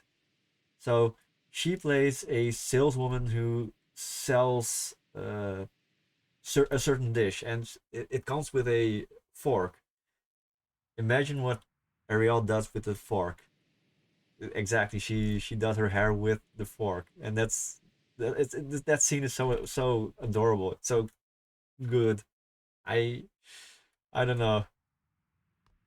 And yeah, like I said, in the original, Vanessa, the marriage scene with Eric and Vanessa, that scene isn't in the film anymore. Instead, it's a um, engagement announcement. And why do I think it's better? It's not per se better, but it's more logical. Because why would Prince Eric um, immediately marry the first person he meets? That doesn't really make sense. Um, it really doesn't make sense. But turning it into a an engagement party, that makes a lot of sense. And a really good, cool thing if I find is that in the last episode of Ash Pokemon Journey is that during his final battle, the original Pokemon song played. Oh, that's cool. Uh, uh, uh, assume the original Japanese song, or is it already dubbed is it already dubbed in English? By the way, because so far I've only seen short scenes about the original Japanese language. I assume in Japanese it uses the original theme song in Japanese, um, but yeah, that's actually really cool actually. Okay, so like I have a good friend of mine, and she insists that the Pokemon animated series is trash, and that Pokemon Special is superior to the anime because it's more in tune to the original creator's vision of what Pokemon battles are. Um, so yeah, it's just a small anecdote about that. So yeah. Um, so in short, I really like The Little Mermaid, and I don't know how. Okay, it started with me talking about how I love Hans Christian Andersen, um, and why my top three fairy tales are Little Mermaid, The Steadfast Tin Soldier, and the girl with the matchsticks. So the Steadfast Tin Soldier also has a bittersweet ending. It's about a tin soldier who comes from a batch of tin soldiers, except um, the last tin soldier didn't have there wasn't enough tin for the last tin soldier, so he's missing one leg. But despite his one leg, um, he still stays steadfast and strong. He keeps upright on one leg, never falters or whatever. And at some point, he sees a music box, and in that music box is a ballerina who dances on one leg, and the tin soldier mistakes it for her just having one leg. So tin soldier obviously falls in love with her, um, and it's obvious that I believe it's obvious that the ballerina, the dancer, is also smitten by the tin soldier. I can't make this jump. So the Jack in the Box is, I believe it was Jack in the Box, but it could also be a witch or something. But the Jack in the Box is, at least in the Fantasia version, the Jack in the Box is jealous and yeets him out of the window. Uh, and the steadfast tin soldier goes through a journey. He gets picked up by a kid who puts him on a paper boat and sends him adrift.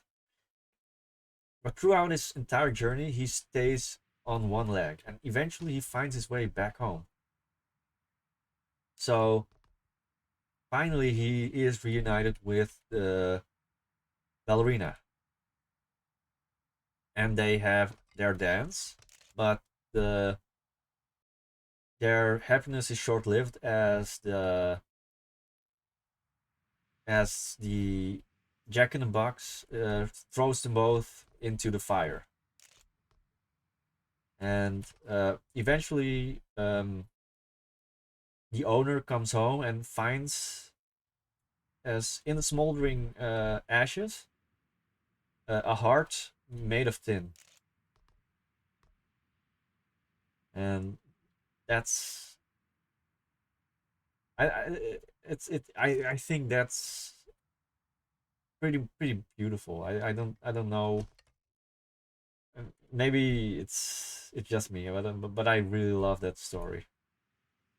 And the last story, it's one of the few stories I have trouble keeping my eyes dry. I always am close to crying.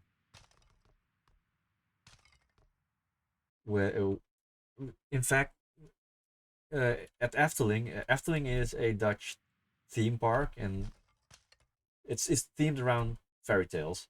So in Efteling, there's this place called the Fairy Tale Forest, where you can walk around and experience all kinds of fairy tales. Um, and they also have I wouldn't say dioramas or shows, but they're basically automated shows where they show a certain fairy tale, and one of them is uh, the Matchstick Girl. It's the first time I saw it, I literally cried because I it's and so a few months prior, I watched the Little Mermaid special edition on on I believe DVD, and on the DVD there was a short that was originally intended for a Fantasia, um, which was the Matchstick Girl. And instead of in Denmark, the short took place in Russia. Um, but it was beautifully done.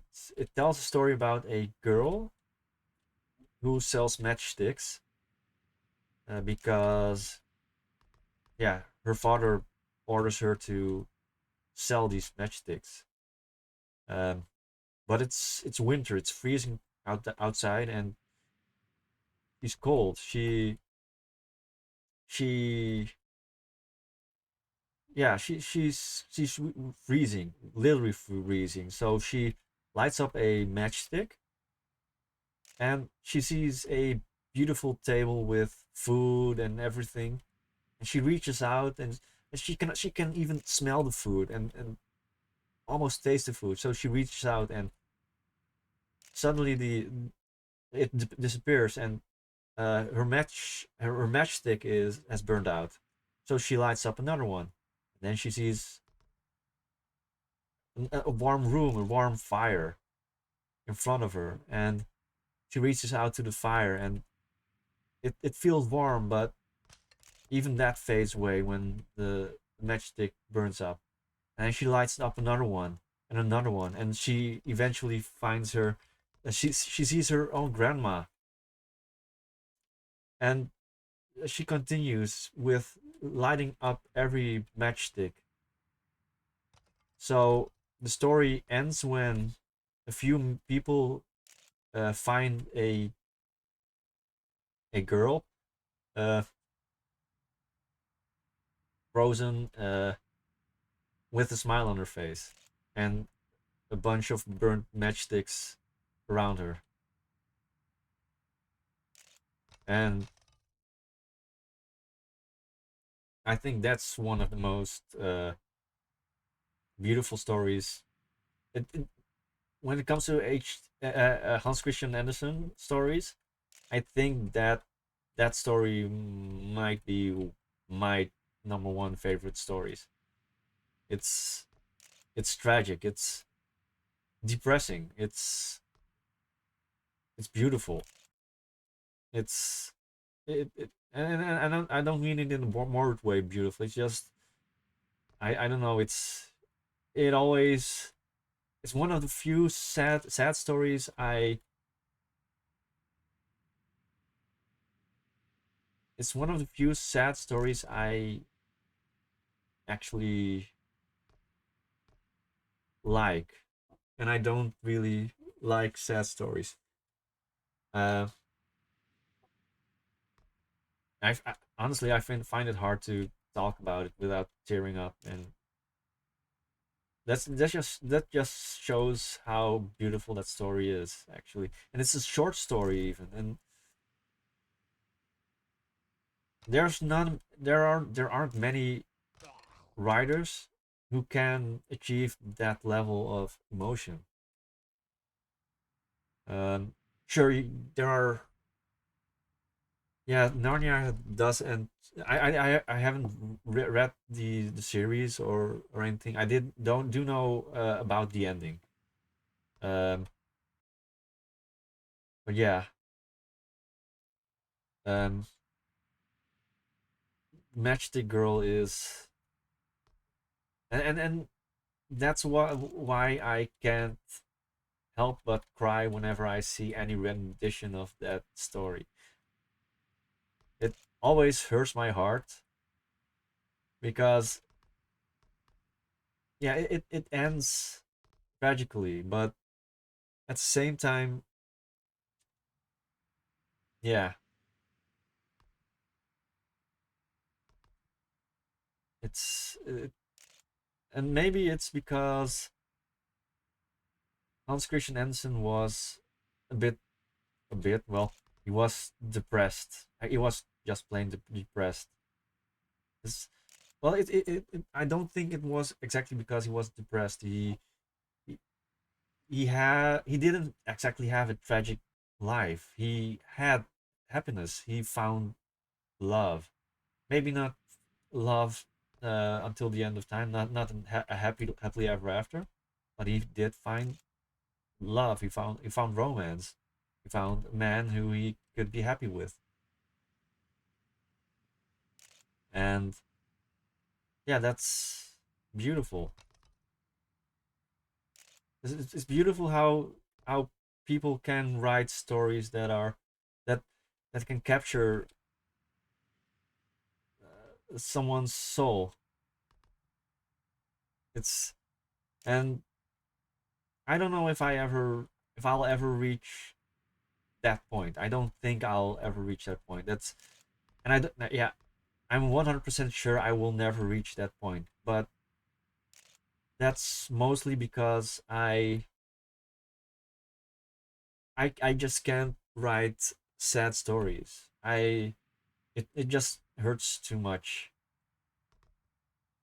The saddest stories I've written are stories that eventually turn out well. Those are stories I still haven't written yet because I find it hard to write some of these stories without wanting to write a happy ending for them. Um,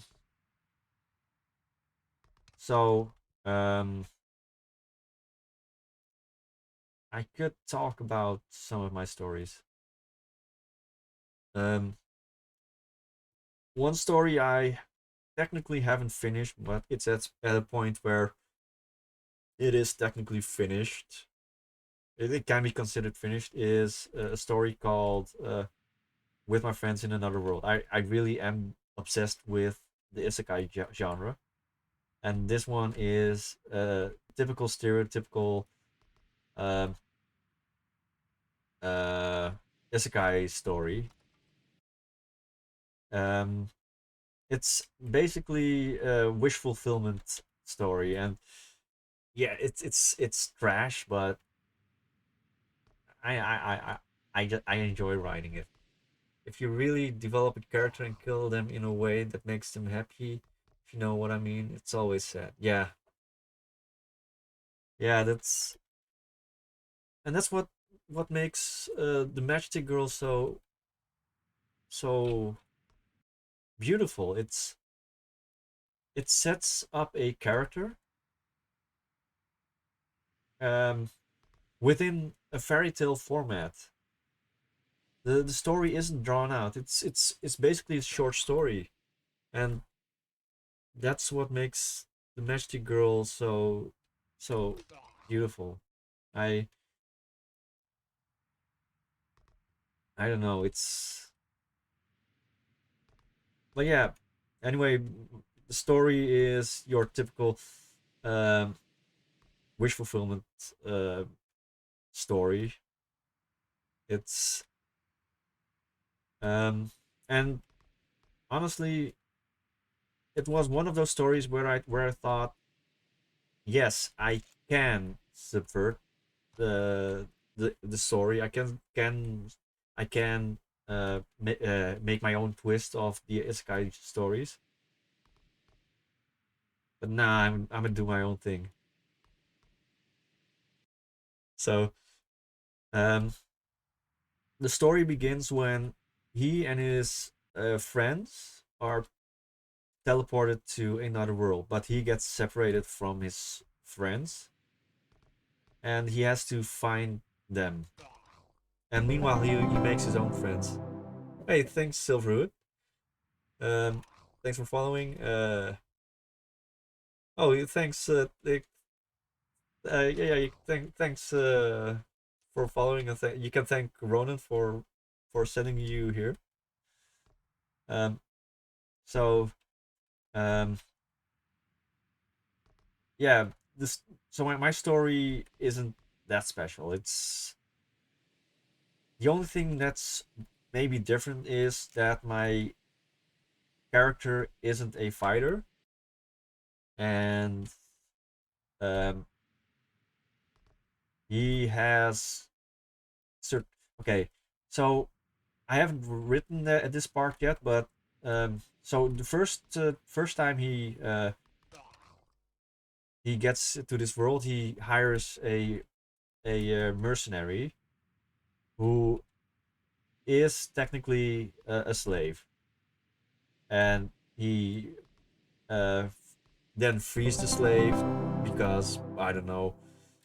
Oh, thanks, bus 2509198 5. Uh, oh wait, that's a birth date, I guess. So um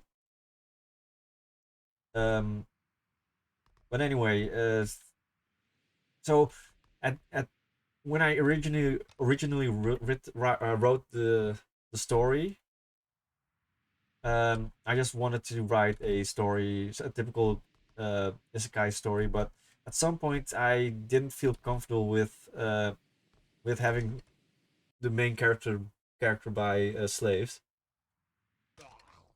Yeah, I'm going to write a sad story now. I think. Well, yeah, you should definitely. If and it doesn't even have to be long. If you can write a short story in fact, you can even write a sad story in a poem, and that's still valid.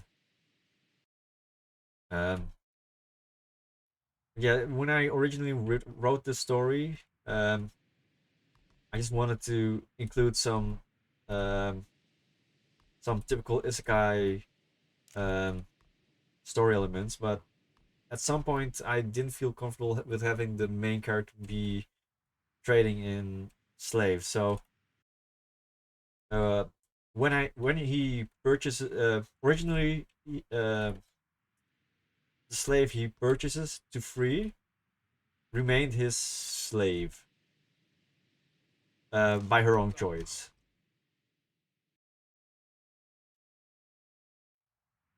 Oh,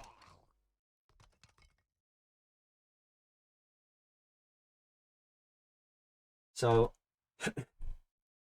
um,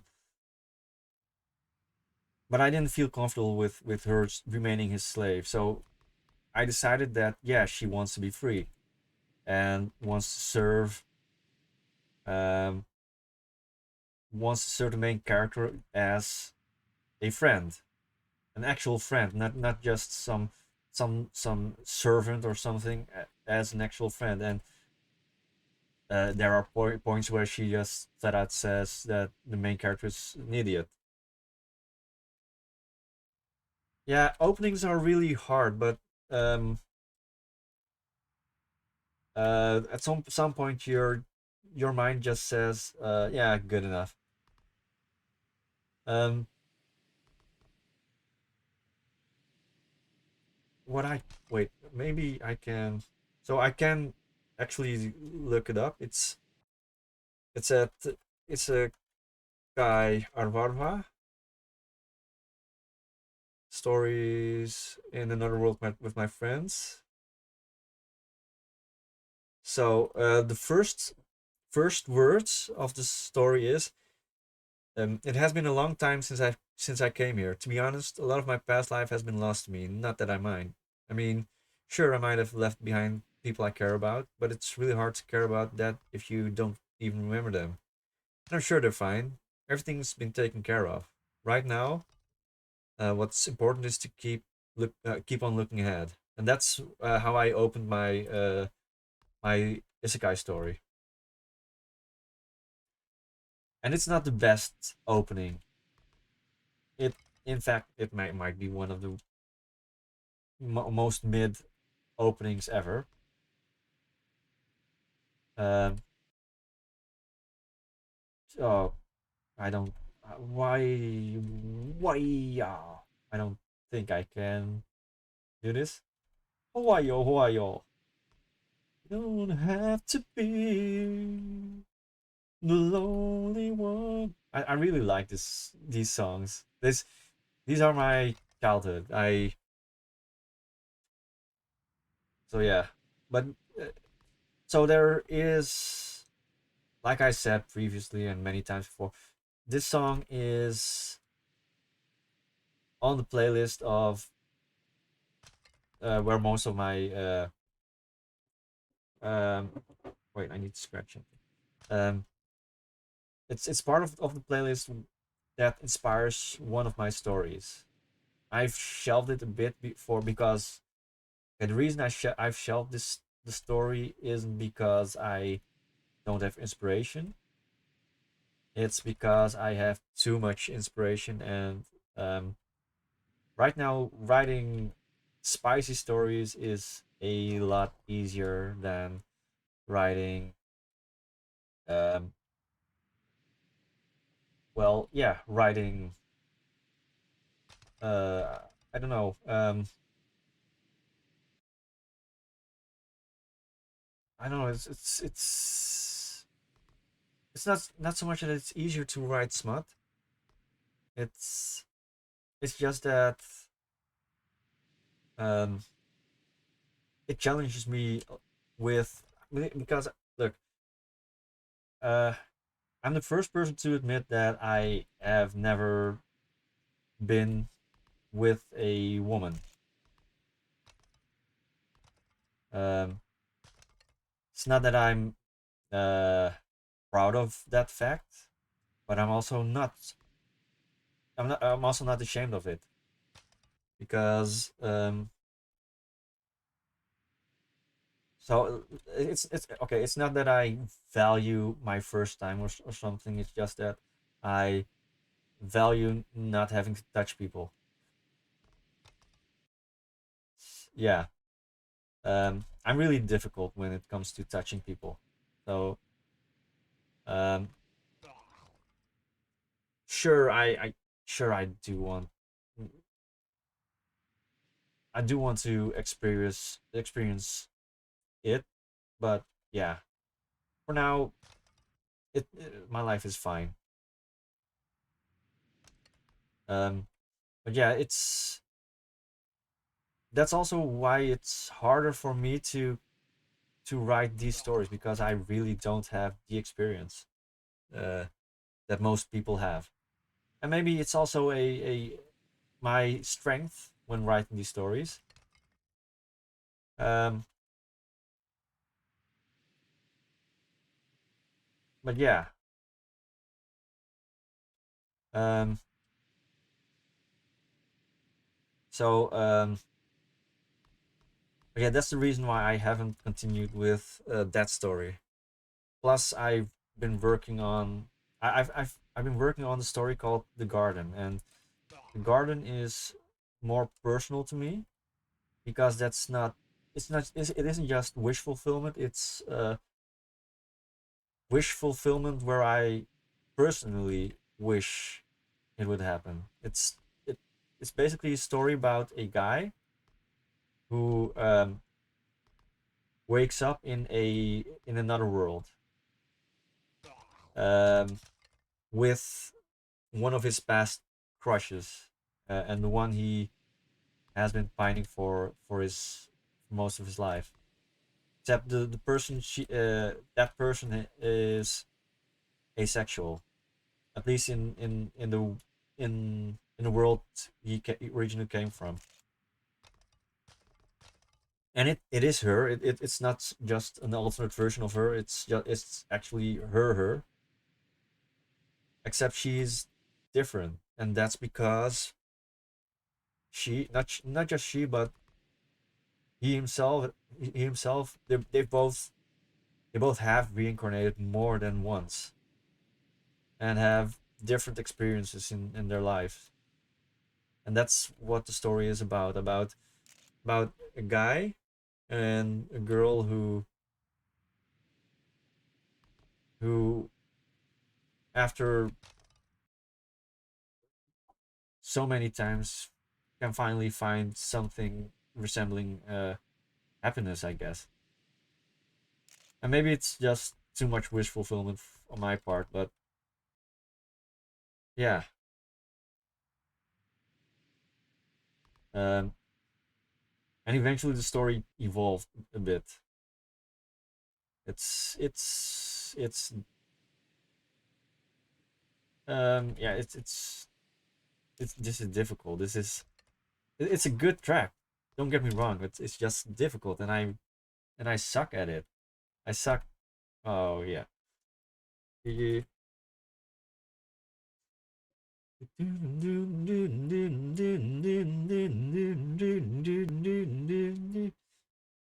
Oh man, I wish I could make such a remix. Not that I can't. I of course I can. I I like music. I can make any songs I want. It's just that I'm a perfectionist. If it doesn't sound like how it does in my head, um, it's not good enough. I've been working on several songs, and a lot of these songs I've basically just dropped. Um, I'm not the kind who can easily throw away concepts I've made, but okay, so um, there are people who work on Zeepkist tracks, of course, but after they've worked on it for several hours, they just say F it and don't save it, start a new file, uh, or just delete everything they've placed. And then some people are like, yeah, but it's such a shame. It could have been a great track, but here's the thing. Um, most artists, most musicians, most writers, even if they're not satisfied with something, if it doesn't feel right, there's no use continuing it. I I've had that. I've come to that point several times, and I'm not one who can easily throw away data because I'm also a programmer, and most programmers love to conserve the archive data. We don't like to throw away data because any data we have can be useful in the future. Um, It's how we write spaghetti code. But I should throw away stories that I'm not satisfied with, because some stories aren't worth my time. And maybe some concepts will work in the future. There's this concept about uh, a woman, a villainous character, who gets banished to a place, a dangerous place, and she decides to rule that place with a bunch of criminals and misfits. Um, I still don't know how I'll write that story. I started it, didn't like it, and I might just start over again because it just didn't feel right how I started it. Um, so yeah, um,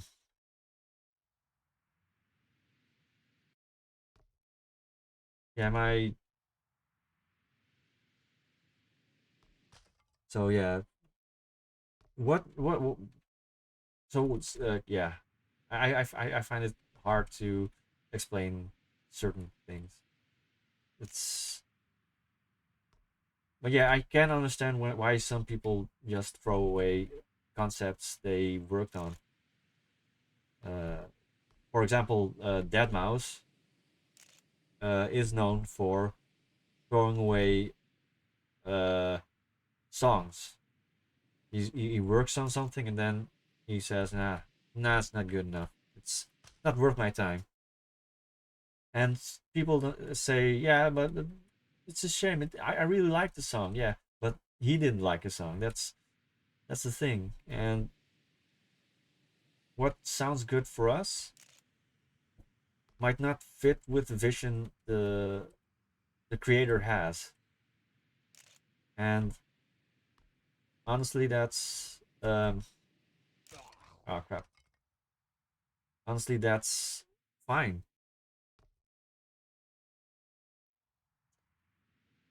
So if so, let's see. Um,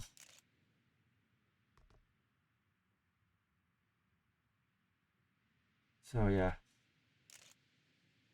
I've been talking a lot about The Little Mermaid and story writing. I feel like Deadmau5 can't figure out what to do with some of his WIPs. Yeah, that's exactly it. It's like completing them all the way through. Yeah, that's but it's all it's I think it's also mostly because he has a certain vision, but sometimes if that vision doesn't come to fruition. Sometimes you have an idea in your head, like um, when I begin with my pixel art, I used to do a lot of pixel art. Nowadays, not so much, but I might pick it up again. So oh, wait. Let me first take this one. Fat chance I'll make it. Yeah, fat chance. Okay. GG. One of my fave songs from him almost got trashed, and I got lucky it was released. Yeah, that can happen. That's um sometimes art is just really hard, really difficult. It's subjective. It's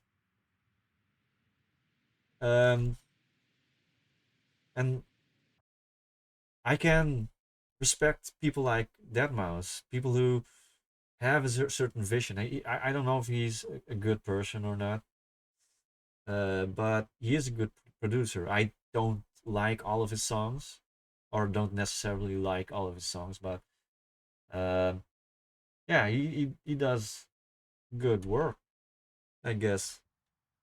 Oh, my frame rates. Oh, my frame rates. Oh, I can feel it in my frame rates. Welcome to PowerPoint, uh, the game.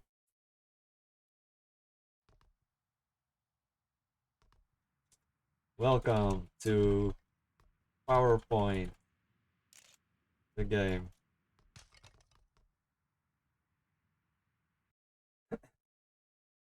Uh, maybe I should just uh turn off the bloom and all this that stuff. My computer obviously isn't built for uh oh okay, here's this is how this is the part where it I do like the god rays, or they seem like god rays. Yeah, PowerPoint.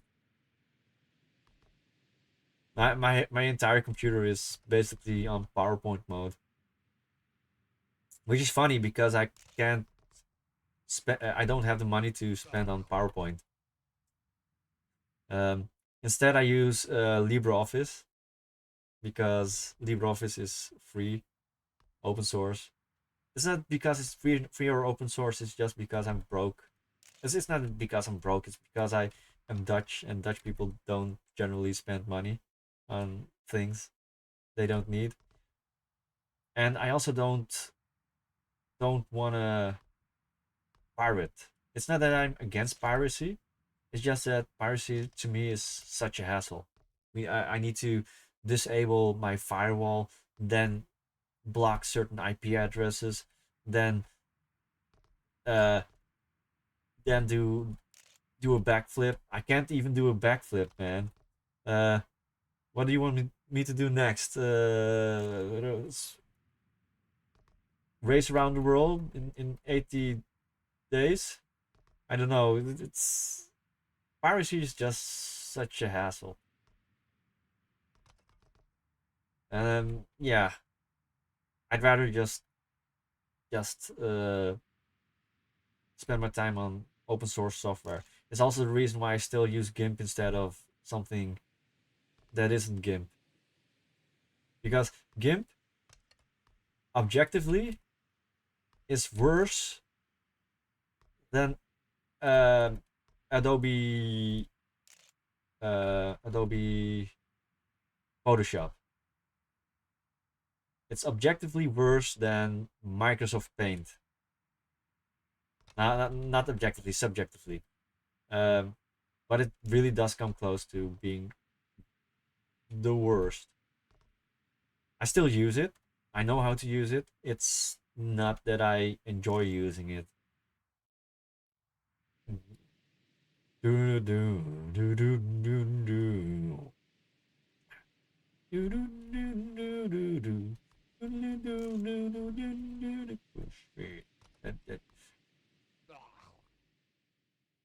I really like.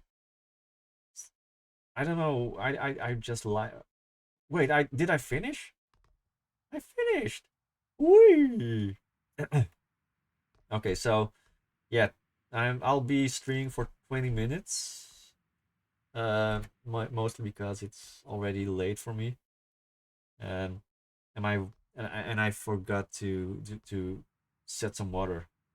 I see. Okay, so that's one of the reasons why I want to reach affiliate at some point, because then I can have you remind me to hydrate. Heck, I'll even make it nearly free for you guys. I'll just make it 1 point.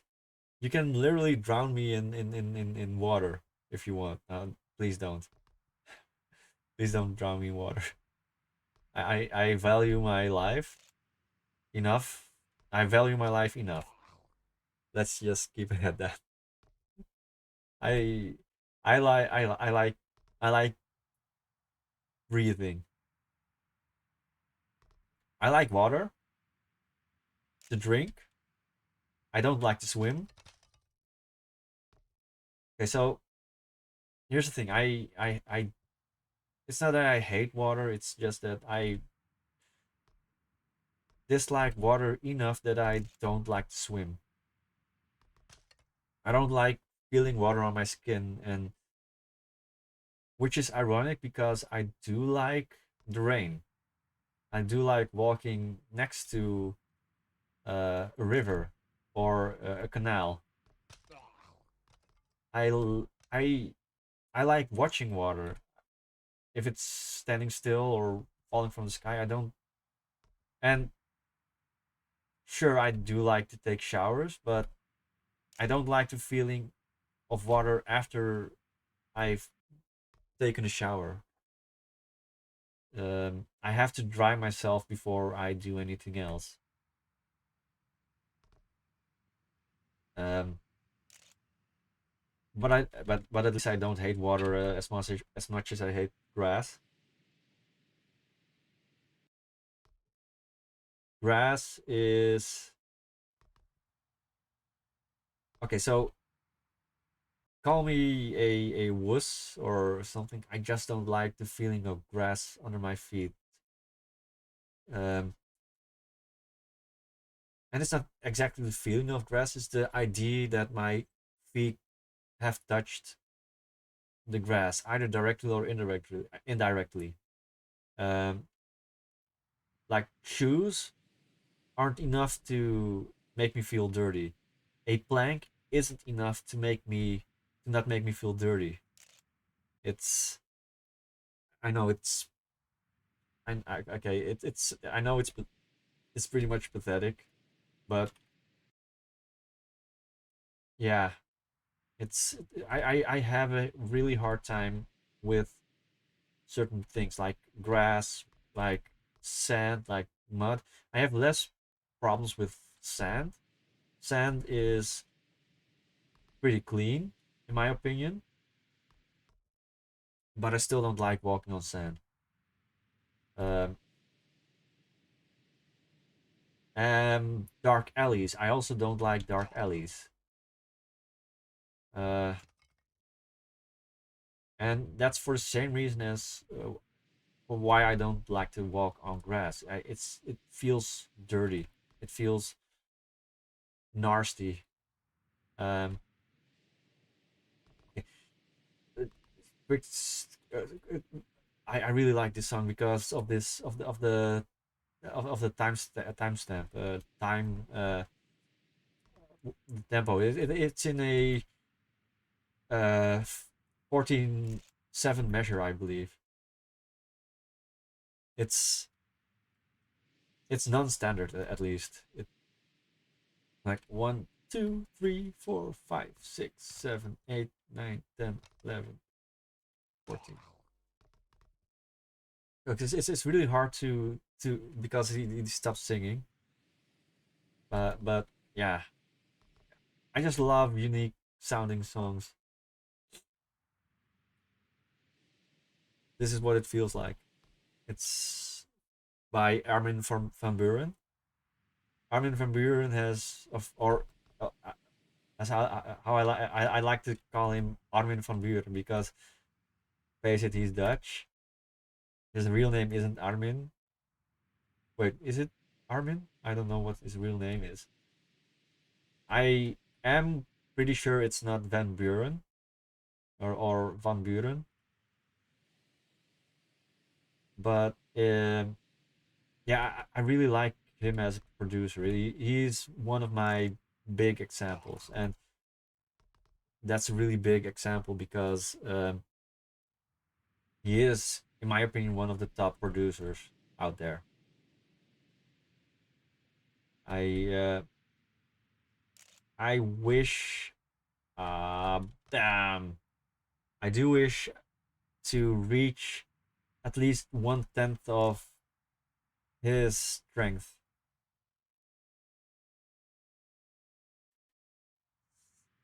So yeah. The reason I hate alleys is not because they're dangerous.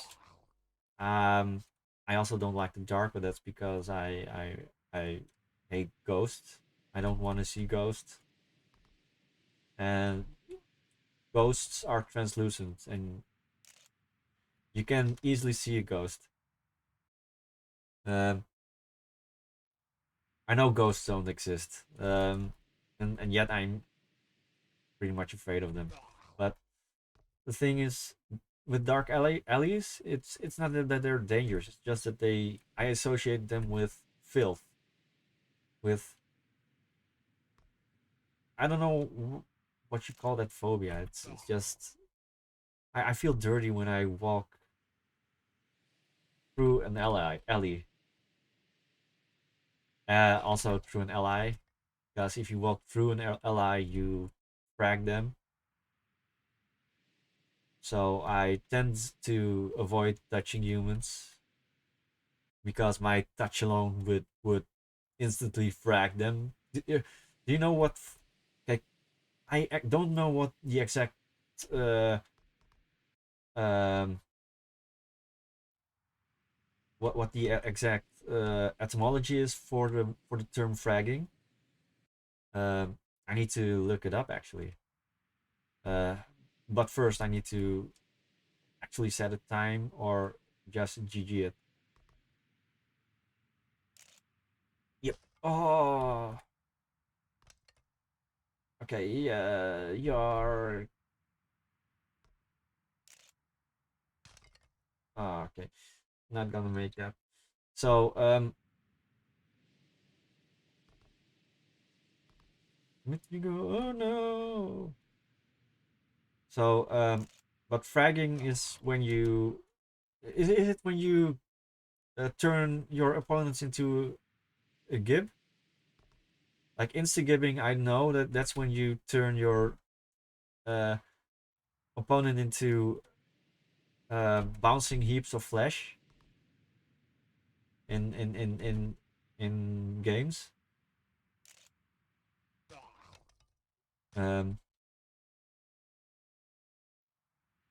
I have no idea what I'm talking about, but um, I do want to one day play a game like Unreal Tournament, and not Unreal Tournament, maybe Unreal Tournament 2003, but preferably just the first Unreal Tournament. That's a game that's really close to my heart. It's just like songs like these. These are they aren't the best songs. They aren't great songs, but they are my childhood. They bring memories. Well, not exactly memories for me, but they. Let me look up what fragging is. Uh, okay, so it is a terminology from the U.S. military. So that's uh, when such killings were most often committed or attempted with a fragmentation grenade. Okay, that's what fragging is. So, and what is instagib?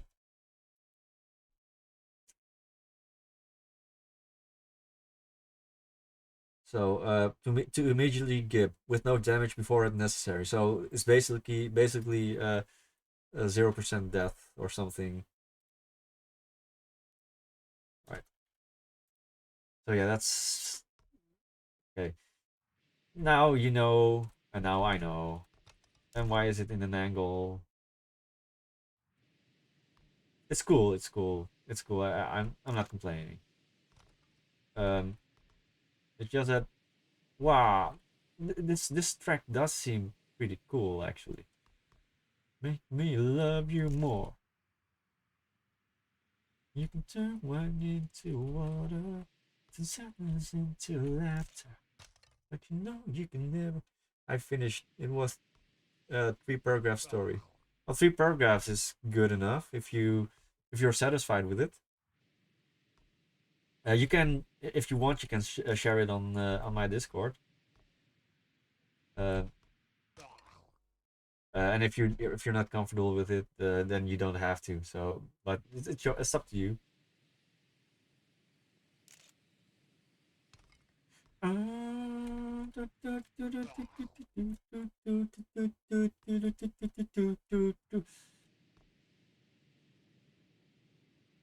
So when I sing, I often catch myself singing the second vocals often. Oh, I don't know how I did it on Word. I'll try though. Um, you can. There's two ways you can do it. You can export it as PDF and upload it the entire thing, or you can just if it's short enough, you can directly post it on this on Discord if you want. But you don't have to, of course.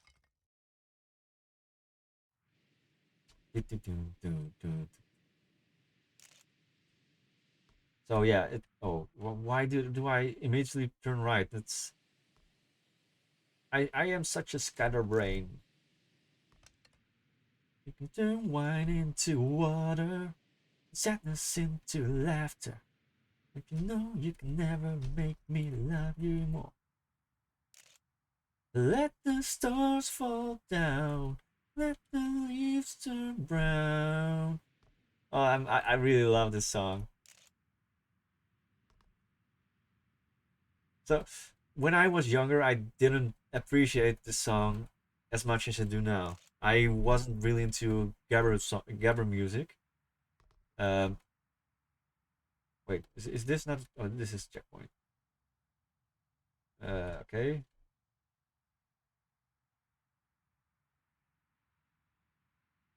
Oh, this is Walk on Water from Milk Inc. Milk Inc. I believe is a Belgian group, or was it? Is it is or was? I'm not sure anymore. I won't make. Oh, I made it! I made it! I made it! Oh, I won't make it. Ah. Or maybe I should have gone right. Maybe. Living. I will search no more, 'cause it's you that I've been looking for. This isn't exactly my favorite song, but it is a good song still.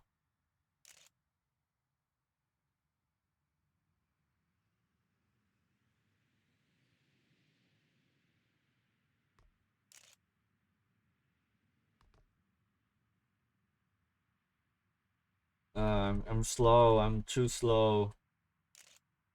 Why am I slow? I'm not. I'm not skilled. I am. I ain't skilled enough. But it's okay. I don't need to be skilled at racing. I just need to be skilled at building.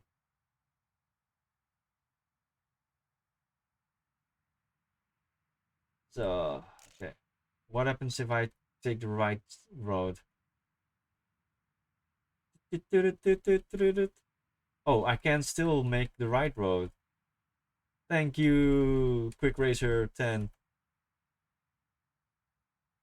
Yay, I made a time. I finished. Yay.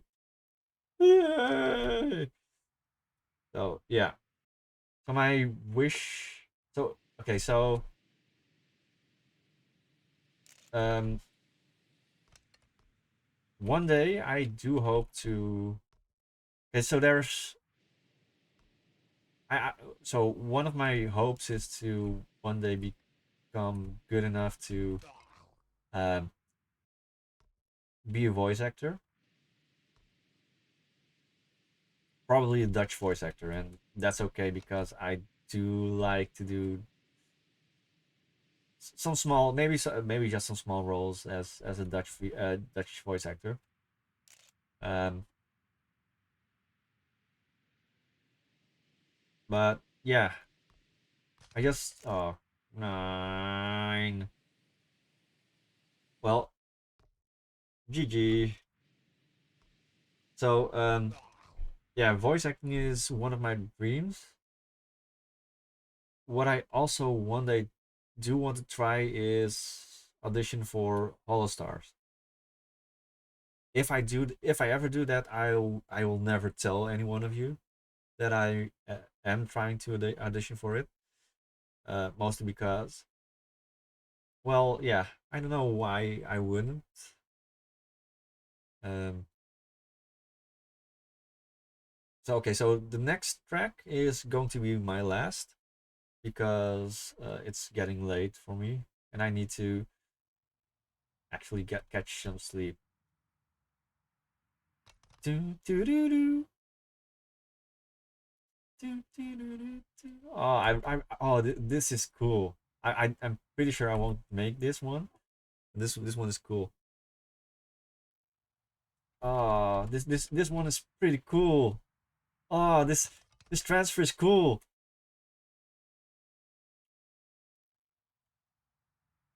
I mean, there's a lot of feather blocks, but oh, this looks cool. I'm pretty sure I won't make it.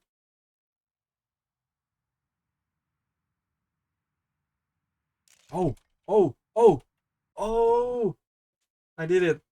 I did it. That's all I needed to do. I just needed to do it once, and then that's enough for me. Oh, this is cool. Oh, oh, oh, oh, oh, this is cool. This is cool. Oh, I've never seen this before. Ooh, oh, I didn't know you could wall not wall right. You can grind this thing. Oh, this is cool. This is cool. Can someone clip it? Clip it. So let's see. Can I clip it? I don't know how to clip it. That's okay. I can always clip it later. This is cool. This is awesome.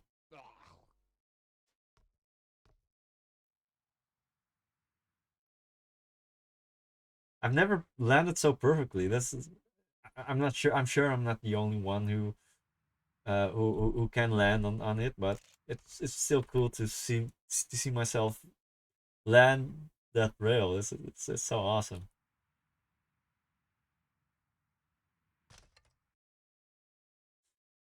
Maybe I should actually try to make a a,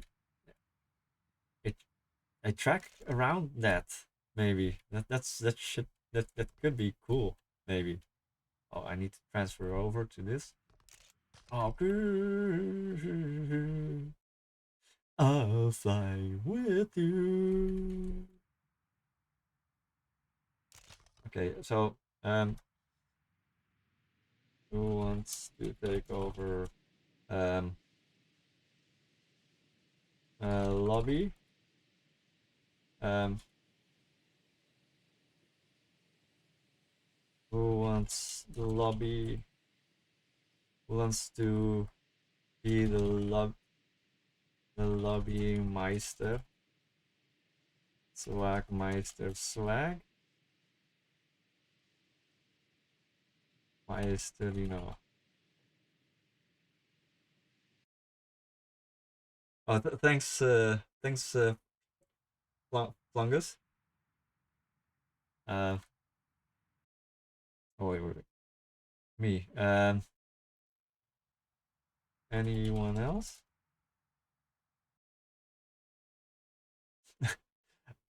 Maybe I shouldn't have asked. Um,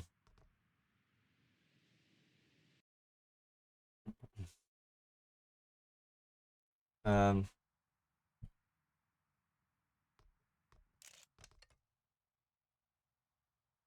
um, wait, okay. Oh crap! I didn't pay attention. Okay, I'm going to check who is um online. I don't want to just give it to someone I don't know. Oh, have fun. I'm also ending the stream soon, so I think I'm just going to make Ronan. Okay, Ronan, could you handle who's getting host?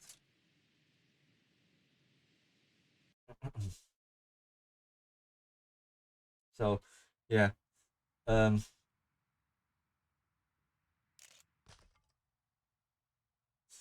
So the thing is, I don't want to give it to someone random because Ronan is also in the stream.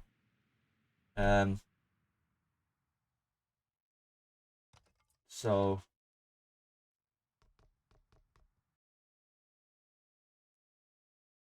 So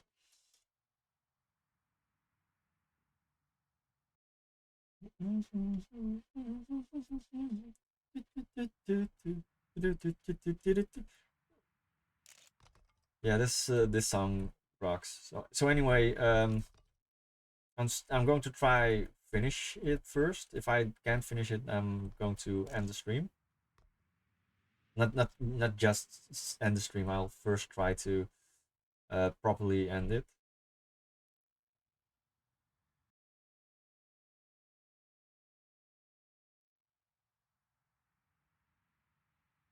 I'm not confident in this track. No, I'm not going to. GG. Have fun, y'all. Okay, so um no. So like I said, I'm going to end the stream. I'm going to I'm going to first check who's online. I could just send you all over to Ronan. Yeah, let's just do that. I'm pretty sure some of you are already at Ronan's place, but um, so let's go to the ending stream. So I might stream tomorrow. Not sure. I'll definitely stream Friday again. I don't know what I'm going to do Friday. Probably part two of Triple Triad. Um, so it will be a programming stream. Um, and what else? Yeah, if I'm going to stream tomorrow, it's probably also going to be Zeepkist. Um, and I'll probably do a building stream. No, no, wait. If I'm going to do a building stream, it's going to be on Wednesday. Um, because I have more time, and then I can actually play Zeepkist with you after I'm done building. So yeah, maybe tomorrow, maybe Wednesday, but definitely Friday. So see you again soon, and goodbye.